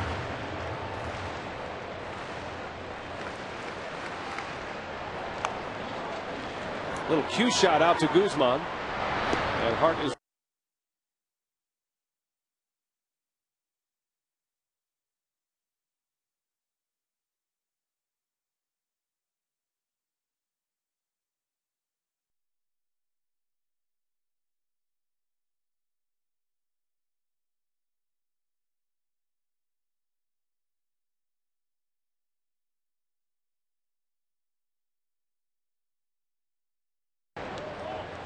Remember, Fernando Tatis hit 2 grand slams in an inning. That counts.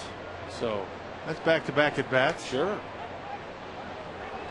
That's right. Willingham did it in 2 innings. What year was that on Tatis? That was 99. Playing for the Cardinals. April 23rd of 99. Jim Northrup did it in 68. Remember the Tigers.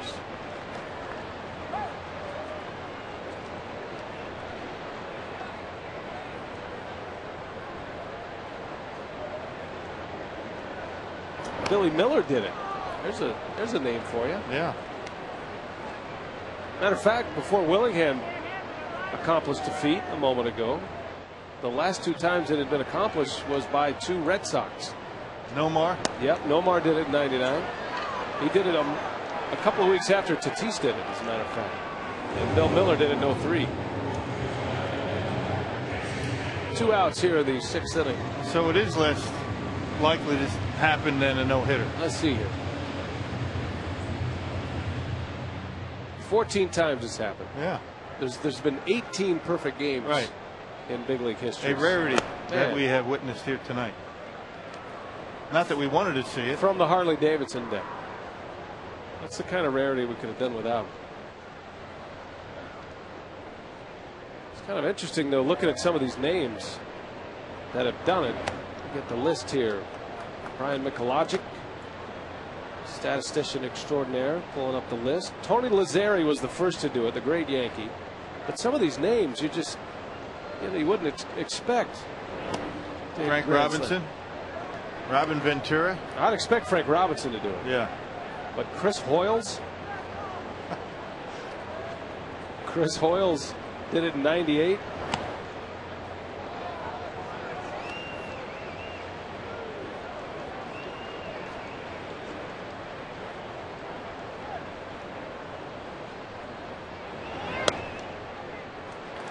Kendall draws the walk.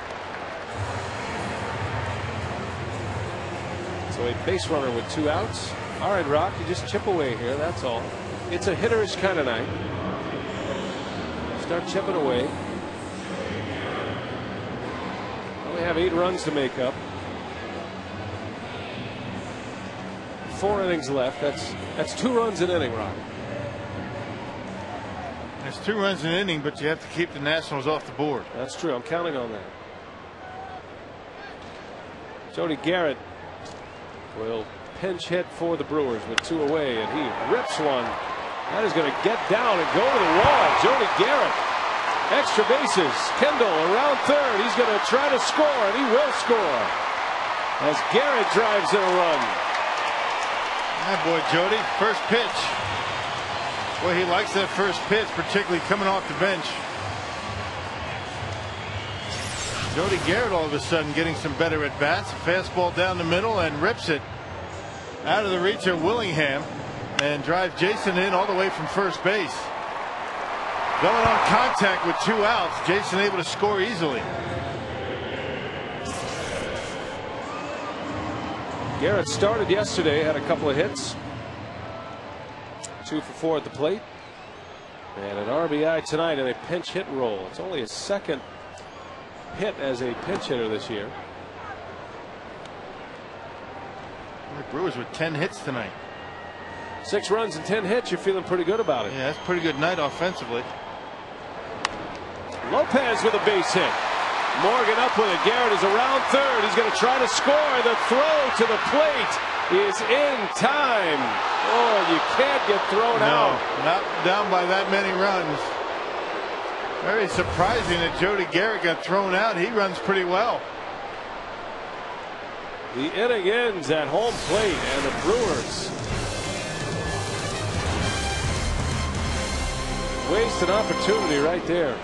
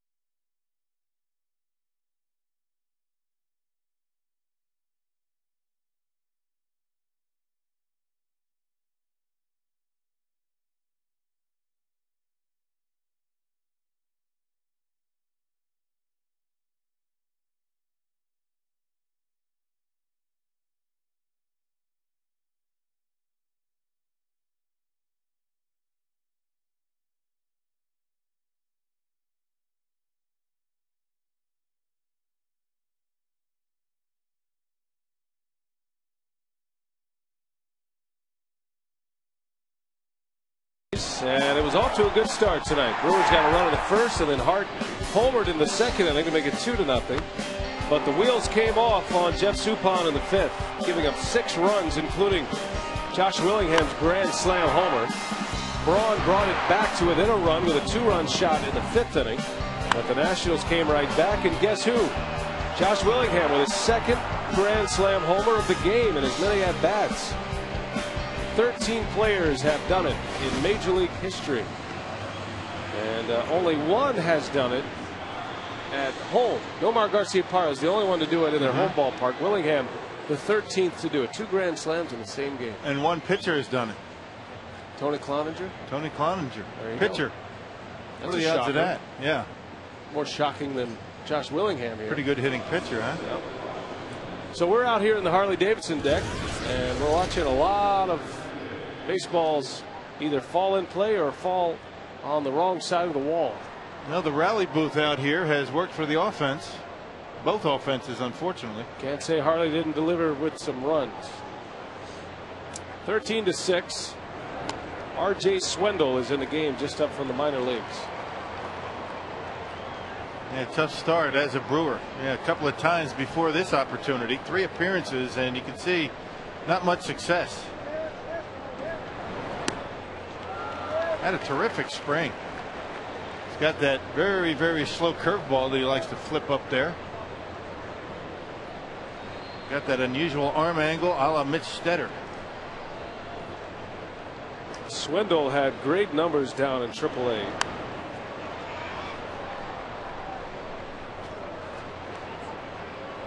Swindle 31 appearances down there. 3-1 record and a couple of saves.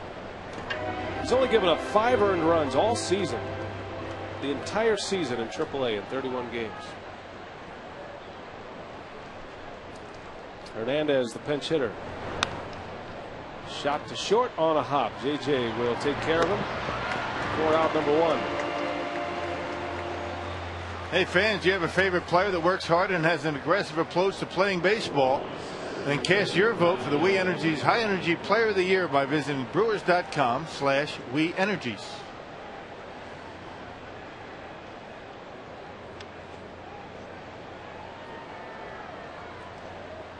(13-6) Nationals. They get 6 in the 5th and 7 in the 6th. They score all of their runs in 2 innings.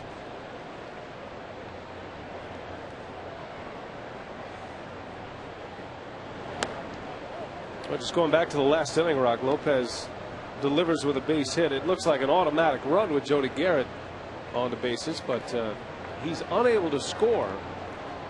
I think it shocked Brad Fisher as well. I thought that was going to be an automatic run. Nigel Morgan made a very accurate throw. He doesn't have the greatest throwing arm in the world, but I think he was playing a bit shallow for Lopez, and Brad Fisher thought that Garrett would be able to score easily. I was in agreement with him, but for whatever reason, he got a late break off of second base. And Morgan fired a strike to the plate. Well, you have 2 outs and you hear contact, you take off. There's no delay. Looked like Jody had a late break off of second, and that's what cost him the run. But no way, no how, down by that many runs that you can get thrown out at home plate. It's station to station at that point. Down by 7. No outs on the bases. And instead of a run in, even if you hold him up, you're looking at first and third. You got Counsell coming up, a hot hitter, and then Braun and Fielder. You never know. There's make a big strike there against Washington and take a big chunk. That run doesn't really mean much, does it? Morgan a bouncer. Counsell's got to hurry. And just in time to get the speedy Nigel Morgan for out number 2. Run number 7 doesn't mean anything at the risk of being out number 3 in the inning. Now with the tying run, it's different, but it was far from that.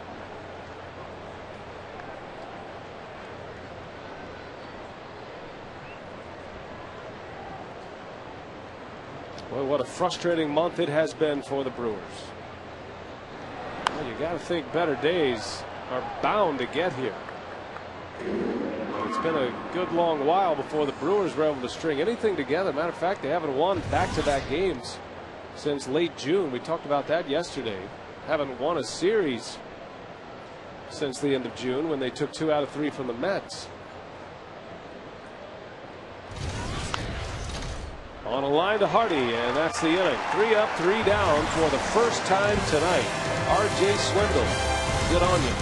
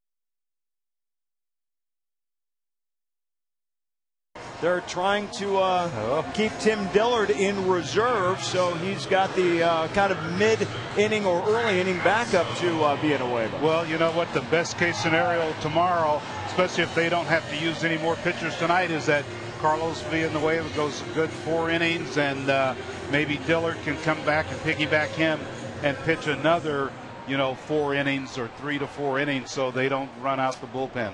Well, let's see what's going to happen the rest of the way here. Certainly this one not done despite the big 2 grand slams. Craig Counts ready to lead it off for Brian and Bill in the 7th inning, guys. All right, thanks a lot, Craig and Davey. Looking forward to Brewers Live postgame today.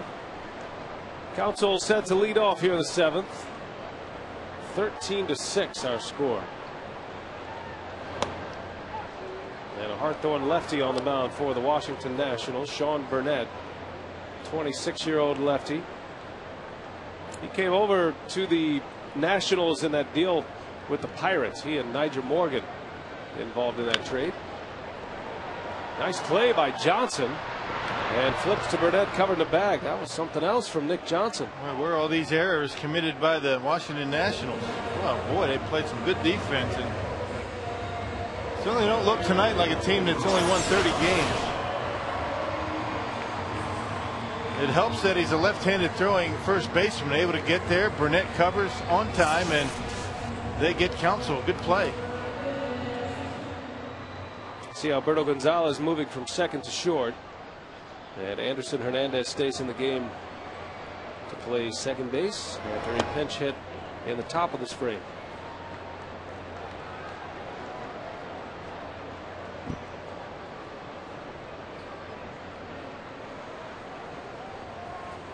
Ryan Braun hit a home run in the 5th inning that brought the Crew back within a run. It was a blast into center field. 2 outs in the 5th. Braun. That 3-2 pitch out away from Brawny. Not a bad pitch. Drives it out of here to center by plenty.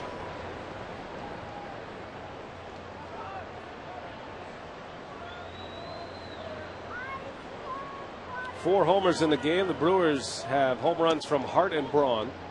Josh Willingham is the story tonight. If you're just joining us, he has hit 2 grand slams in this game.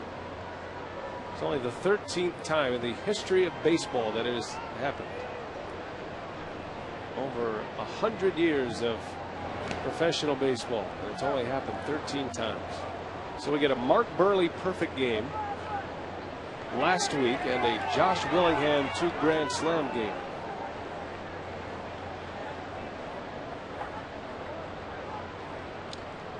It was a long drought between the feet. Frank Robinson did it in 1970, and it didn't happen again until Robin Ventura in 95. 25 years between them. But well, you need help to do something like that. It's not just a hitter that gets the grand slams. You got to have men on base.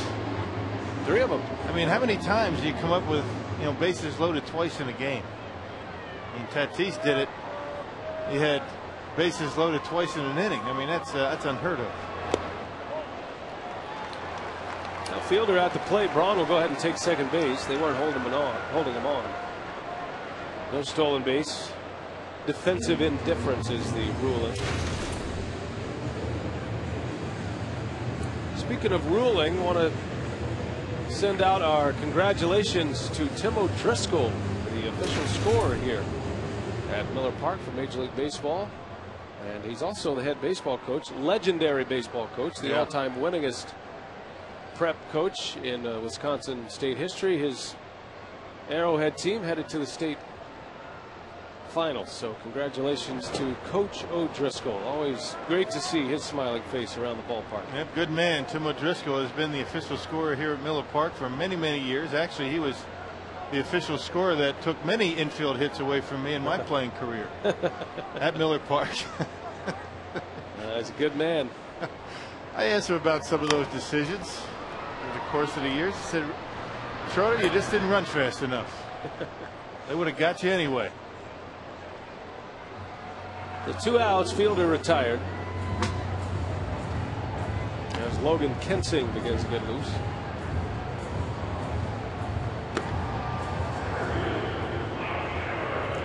Tim O'Driscoll and Wayne Frankie, the two official scorers here at Miller Park that do, I think, the most fair job of any official scorers in baseball. I mean, a lot of times you'll see calls made to the benefit of the home team when we're on the road,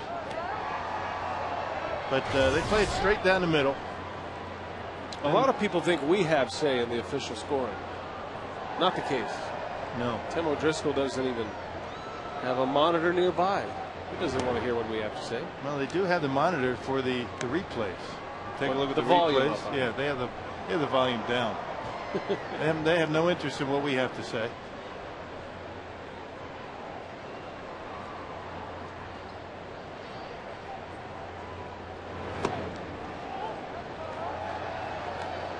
Remember that Corey Hart home run back in the second? You'll never guess who caught that ball. Wayne Frankie caught that ball. He's not working tonight as Cameron draws the walk. You mentioned Tim O'Driscoll and Wayne Frankie, the official scorers. Right. Well, they're both in the ballpark. Frankie's not working, and he caught the baseball. The home run by Corey. How do you know that? I have People, a network of information. tentacles coming in. spread all over this Tentacles, ballpark, that's even right. from out here. That's just a little inside knowledge. I can also tell you that he's here at the game with his daughter, Sarah. So congratulations. Here you pull it full circle with the official scores. I don't believe you. It's true. You can look it up. Where? It'll be in the paper tomorrow. You know what I've told you about the paper? Just kidding. Tom Hargercourt and Anthony Witrato do a nice job covering the ball club. They're Just both messing here around. tonight. Just messing around. I don't want to get anybody over there at the Journal Sentinel upset with me. Not Good at all. folks. There's Tom. I don't care if he's upset with me. Outstanding writer. Beat writer for the Brewers. Very hardworking man, Tom Hargercourt. There's Anthony Witrato. Former minor league baseball player. Now a scribe.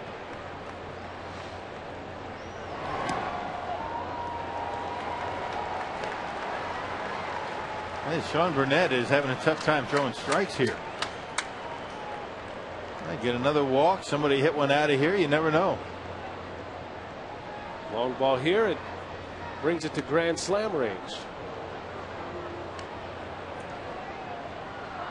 And it has been a night of grand slams. Seventh inning. Runners at the corners with 2 outs.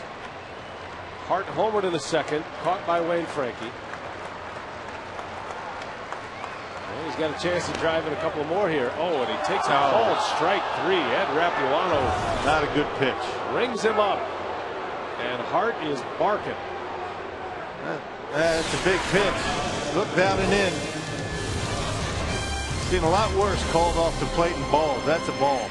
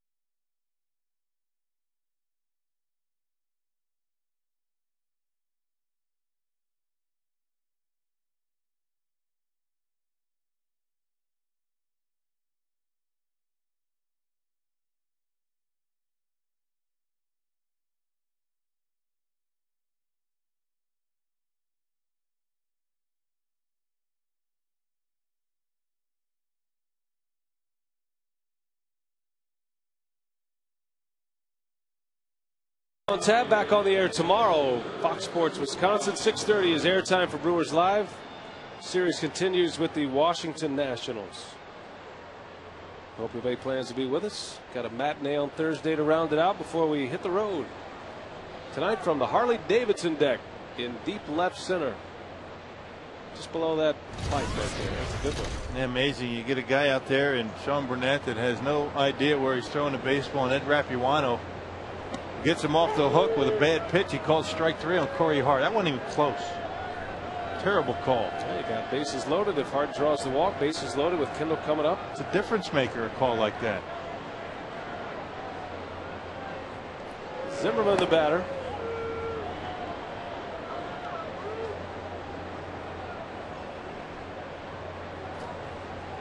Closing up the panels behind us, Rock. That is never a good sign.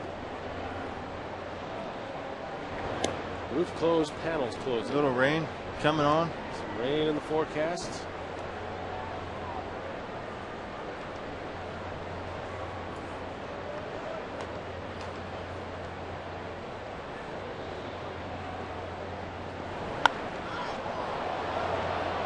Deep left center coming our way. And that one's out of here. A home run for Zimmerman. 14-6. Washington.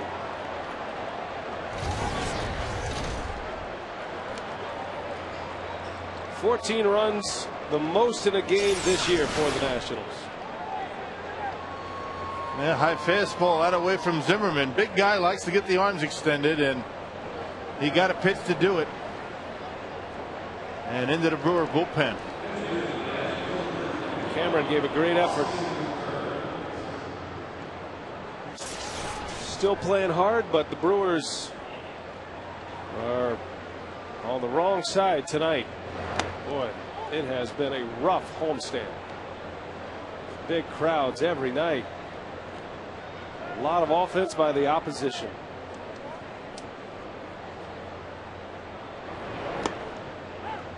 Giovanni Gallardo combined with Coffey and Stetter to fire the shutout on Saturday night. Other than that, that was a 4-hitter. We've seen some of the biggest offensive outputs of the year in this homestand. Braves got 17 runs on 9 hits on Friday, 12 hits and 10 runs yesterday, and the Nationals with 14 runs on 13 hits. An ERA buster. Dunn's been lifted from this game. Austin Kearns is hitting for him. Kearns won the game yesterday for the Nationals. Got an RBI hit. Extra inning win for Washington against the Padres. As much of a defensive move by Jim Riggleman as it is an offensive move. You get Kearns an opportunity to get in that bat against the lefty. Kearns having a tough year. Lost his starting spot out there in right.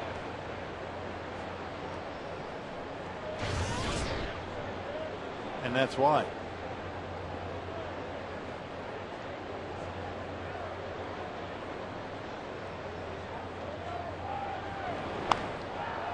Off the end of the bat to Hardy.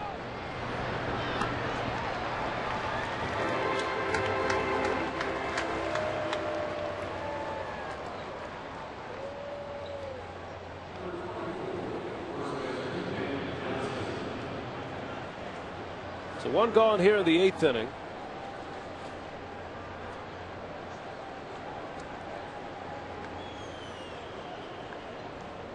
Zimmerman belts his 18th homer of the year, and 3 home runs for the Nationals in this game.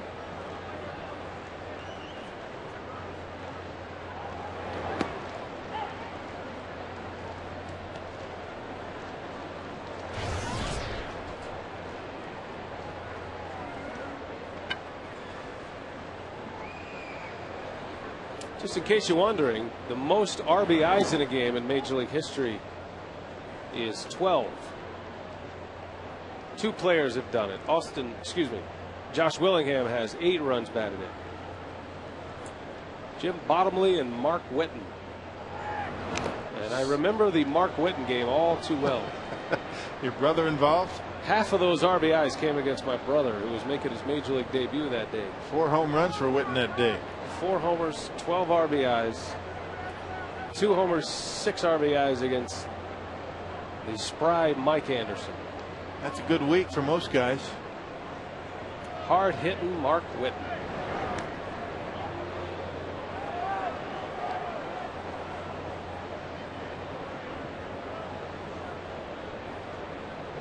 Jim Bottomley did it in 1924. He drove in 12. What's interesting, that Bottomley was a Cardinal as well. He and Witten, the 2 Cardinals that have the most RBIs in a single game. How many RBIs did you have in a game? What was your career high in a single game? 6. Nice. A couple of homers. It was in Texas. One of them a grand slam. That's a good day, partner. Yeah. Well done. And sat the bench the next day. Go figure. Yeah. Come on. Who was the skipper back then? I'd rather not say. So 6 RBIs and you got to go catch in the bullpen the next day. Been in the manager's office and said, "What's going on?" I said, "That's it for the week. That's all we could expect out of you for the week." You're above quota at this point. You can go home. We'll see you next week. Just kidding. I never went into the manager's office. No, you wouldn't do that. That's not your style. No. You just do what you're told. Just like today. You showed up in the booth and they said, get out to the Harley Davidson deck. I started to set up, no monitors, no headsets. I said, "What's going on here?" No play-by-play announcer. Where is everybody? 6 RBIs in a game, Rob. That's good. Started to think that we weren't doing this one on TV. So here is the man of the hour, Josh Willingham. And you'll be seeing this one for a long time. Back-to-back grand slams for Willingham. He's always done well against the Brewers. A career 300+ hitter. Against Milwaukee. Did some damage as a member of the Marlins. Yes, he did. Willingham with 10 total bases tonight. 2 homers and a double. And 8 runs batted in, the most by a big leaguer all season, the 8 RBIs. Bill Miller was the last to hit 2 grand slams in one game back in '03. In the 5th, on the first pitch he saw from Suppan, Jimmy John's delivery of the game, that made it a 6-2 game. It was tied at 2 when he hit that one out. And then a grand slam homer in the 6th inning to make it 13-5. Right by us.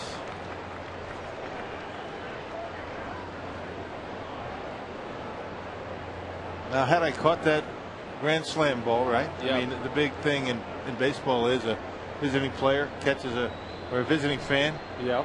Or a fan catches a visiting home run. I'm You with throw you. it back. I don't think I'd do it. To keep it. Swindle throws it into the lollipop, strikes him out. And the inning is over. Barely registered on the radar gun. Whoop. Gone.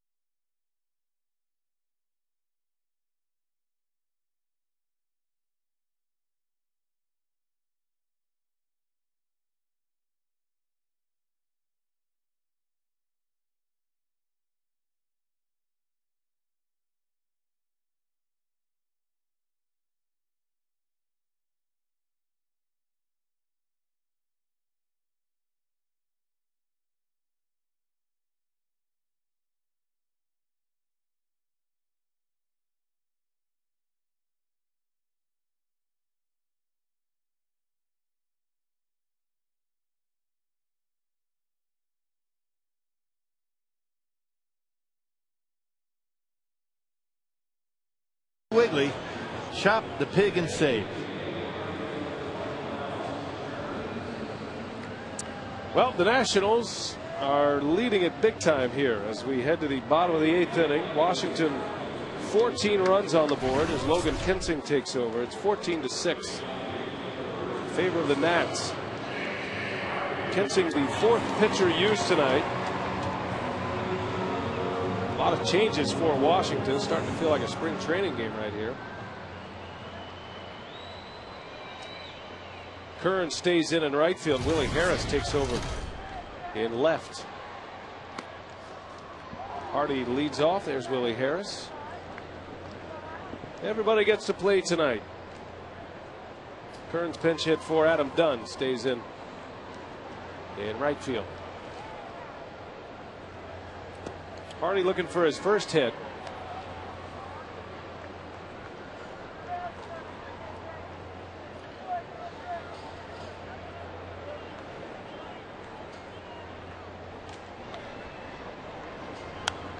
You like that last pitch by R.J. Swindle? That was nice. What was that, about 57 miles an hour? Something like that. He was in the 50s, I know. Could even have gotten a speeding ticket. He's got this lob pitch.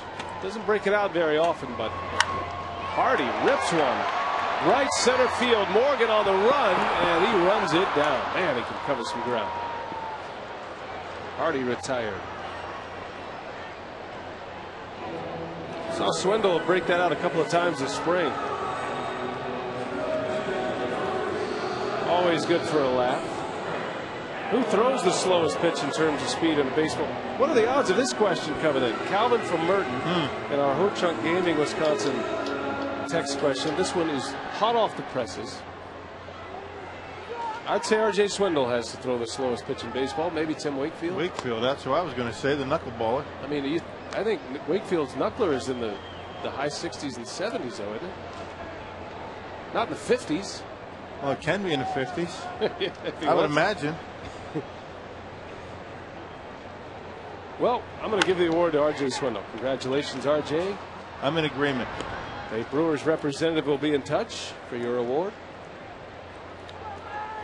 2 outs in the inning as Catalanato rolls out, pinch hitting for Kendall.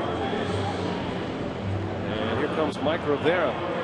Speaking of grand slams, you can hit a grand slam with the 4 for 24 deal. State Fair is teaming up with the Milwaukee Brewers, so you can pick a pair and go to the fair. Doubleheader includes 2 tickets to the Wisconsin State Fair, 2 Terrace Reserve tickets to a game. That game's going to be on August 28th, Rock. I know you were asking me about that earlier. Against the Pirates. Mike Rivera pinch hitting. He pops one up. And that's the inning. The Brewers go in order in the 8th. And we head to the 9th. 13, make it 14-6 Washington.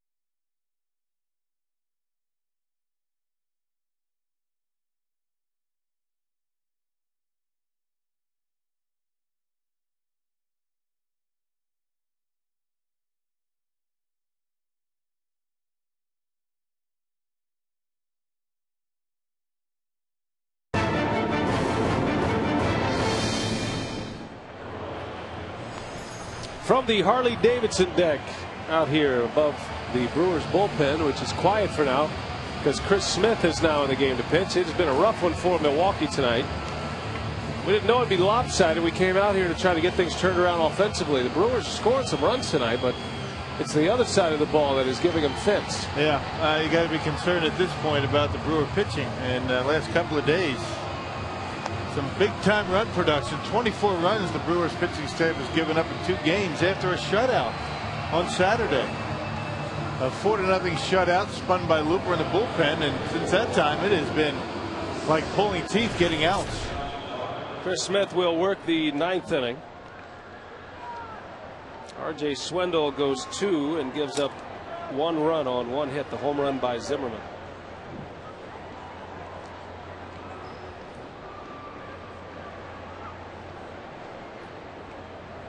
So Smith and Rivera will match up.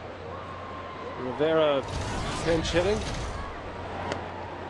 last inning and to catch the final inning here. Well, Washington did most of their damage in 2 innings. They had a 6-run 5th inning where they brought 9 men to the plate and scored 7 runs in the 6th. 10 men to the plate. So 19 batters in 2 innings and 13 runs. Now didn't score until that 5th inning, but they had men on base in each of the first 4 innings, and at least early Suppan was able to make his pitches when he needed to. The Nationals started this game out 0 for 9 with runners in scoring position. Fielder makes a nice backhanded pickup. Smith is there for him. Out number 1, shattering the bat of the Nationals catcher. Don't forget Brewers Live coming up. Instructional tonight, the pickoff. We saw a fake to third, throw to first pickoff yesterday. The art of the pickoff after the game. That's what we're going to do. The fake to third, go to first. Yeah. Which should be to the letter of the law a balk. I mean, that's absolutely trying to deceive a runner, but this is what Braden Looper did yesterday. And it worked. You rarely see it work. Right.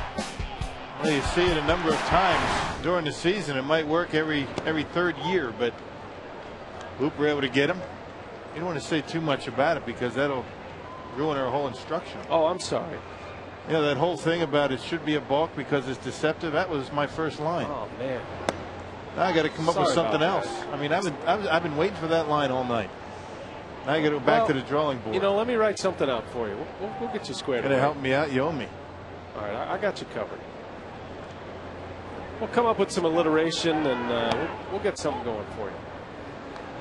Something where it sounds snappy. You think? Post-game instructional. Will I remember it? Write it down. Speaking of snappy, we'll also hear from Ken Maka, who has to be close to the boiling point here. He has been one frustrated manager that I've been impressed with how he's managed to keep his cool through this period here. The Brewers struggling, and Maka not only after the game but before the game having to stand in there and answer all the questions. Of course, our cameras are there as well. Hardy plays it on a hop. And 2 outs in the inning for Chris Smith. That's a tough time for a manager. When everything's going well and you're winning ball games, plenty to talk about. But Maka is the first manager that I know of, that I've ever seen, that kind of keeps a running list of things that happen in the game for basically, for his own book, but also what he brings to the post-game press conference. And it's really been not only entertaining but educational this year as Maka has gone through the game. He makes his opening statements. He had plenty of reporters around him once again today before the game. And most of the questions surrounded his decision to go with Villanueva in the starting rotation instead of Tim Dillard. Gave some valid reasons for it. I mean, you may agree, you may disagree, but there's always a reason behind every decision that's made. Maka choosing Villanueva over Dillard because of the, first of all, major league experience, but also a greater array of pitches. He wants to get Dillard out of the bullpen in the beginning. 3 up, 3 down. The inning is over. We head to the bottom of the 9th.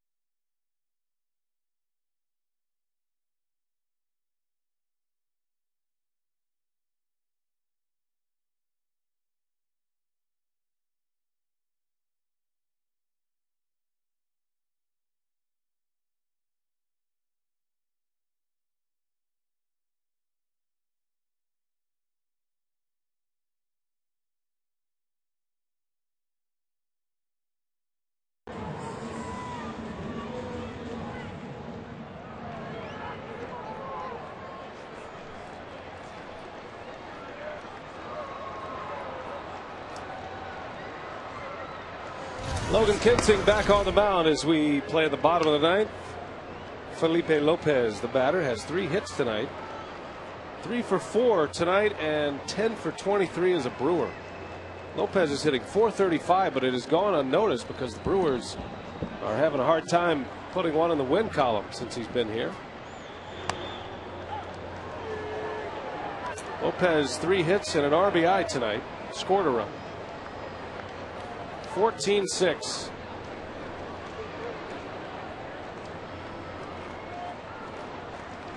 Brewers in danger of dropping under 500, barring a miraculous comeback here in the ninth for the first time since late April. Matter of fact, the last time the Brewers were under 500, it was April 27th. They were 9-10. And things are on the uptick at that point. I mean, after that 4-9 start, Brewers one of the best teams in baseball for about 6 weeks.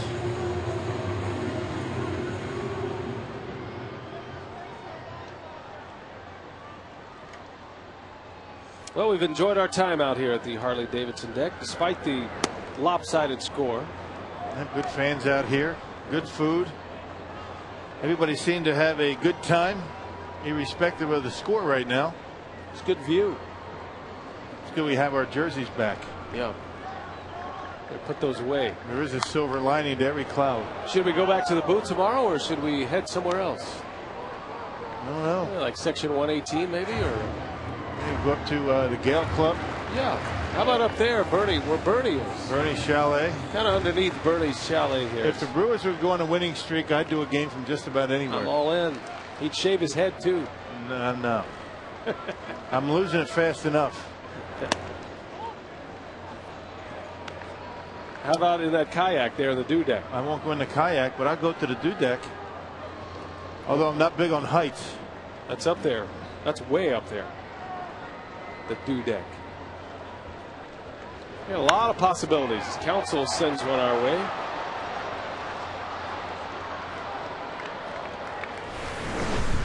Game reset brought to you by Menards. If you're just joining us, you've missed all of it. Corey Hart had a solo homer. It was looking good for the Brewers at that point. They were up 2-0. After a 6-run fifth for the Nationals, Braun hit a 2-run homer in the fifth to bring it back to within a run. But Josh Willingham with 2 grand slams in this game. So a bit of history tonight in Milwaukee as Willingham becomes only the 13th player in the history of baseball to hit 2 grand slams. Braun rifles one past Gonzalez. Boy, that ball was tagged. Gonzalez wanted no part of that one. I don't blame him. Yeah, you don't want to get in front of those, especially when you got a 8-run lead.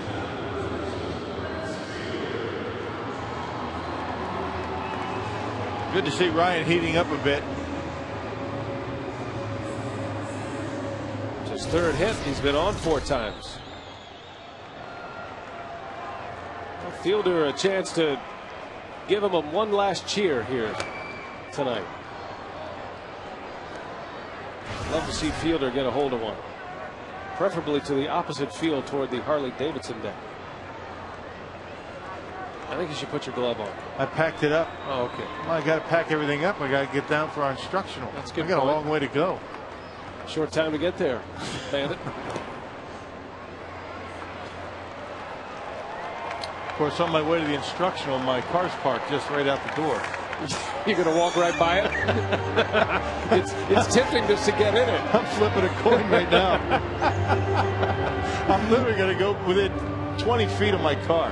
I mean, how many right out there. How many Brewers broadcasters does it take to do a rundown? Man. I mean, all you need is a pitcher. Surely Craig can pull someone out of the stands tonight. Betcha. I mean, it's right there. I can touch it. Oh, you should start it up.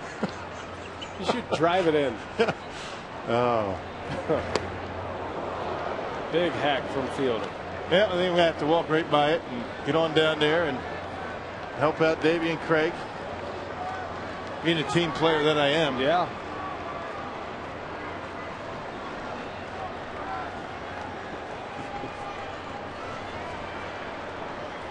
Two outs.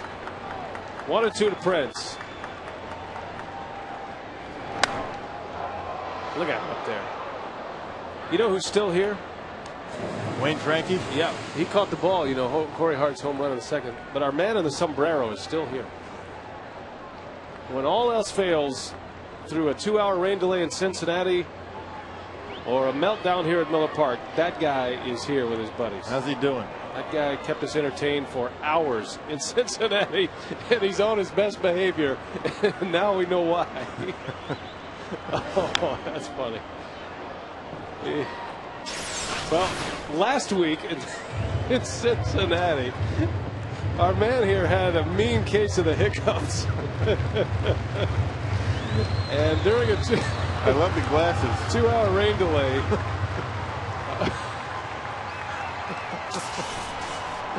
Oh, yeah. I love that guy. He's welcome anytime. I've never seen hiccups last for 2 hours. Fielder with a mighty swat wraps it up, and the ball game is over. This one mercifully ends 14-6. The Nationals beat the Brewers, and Milwaukee drops under 500. Let's hope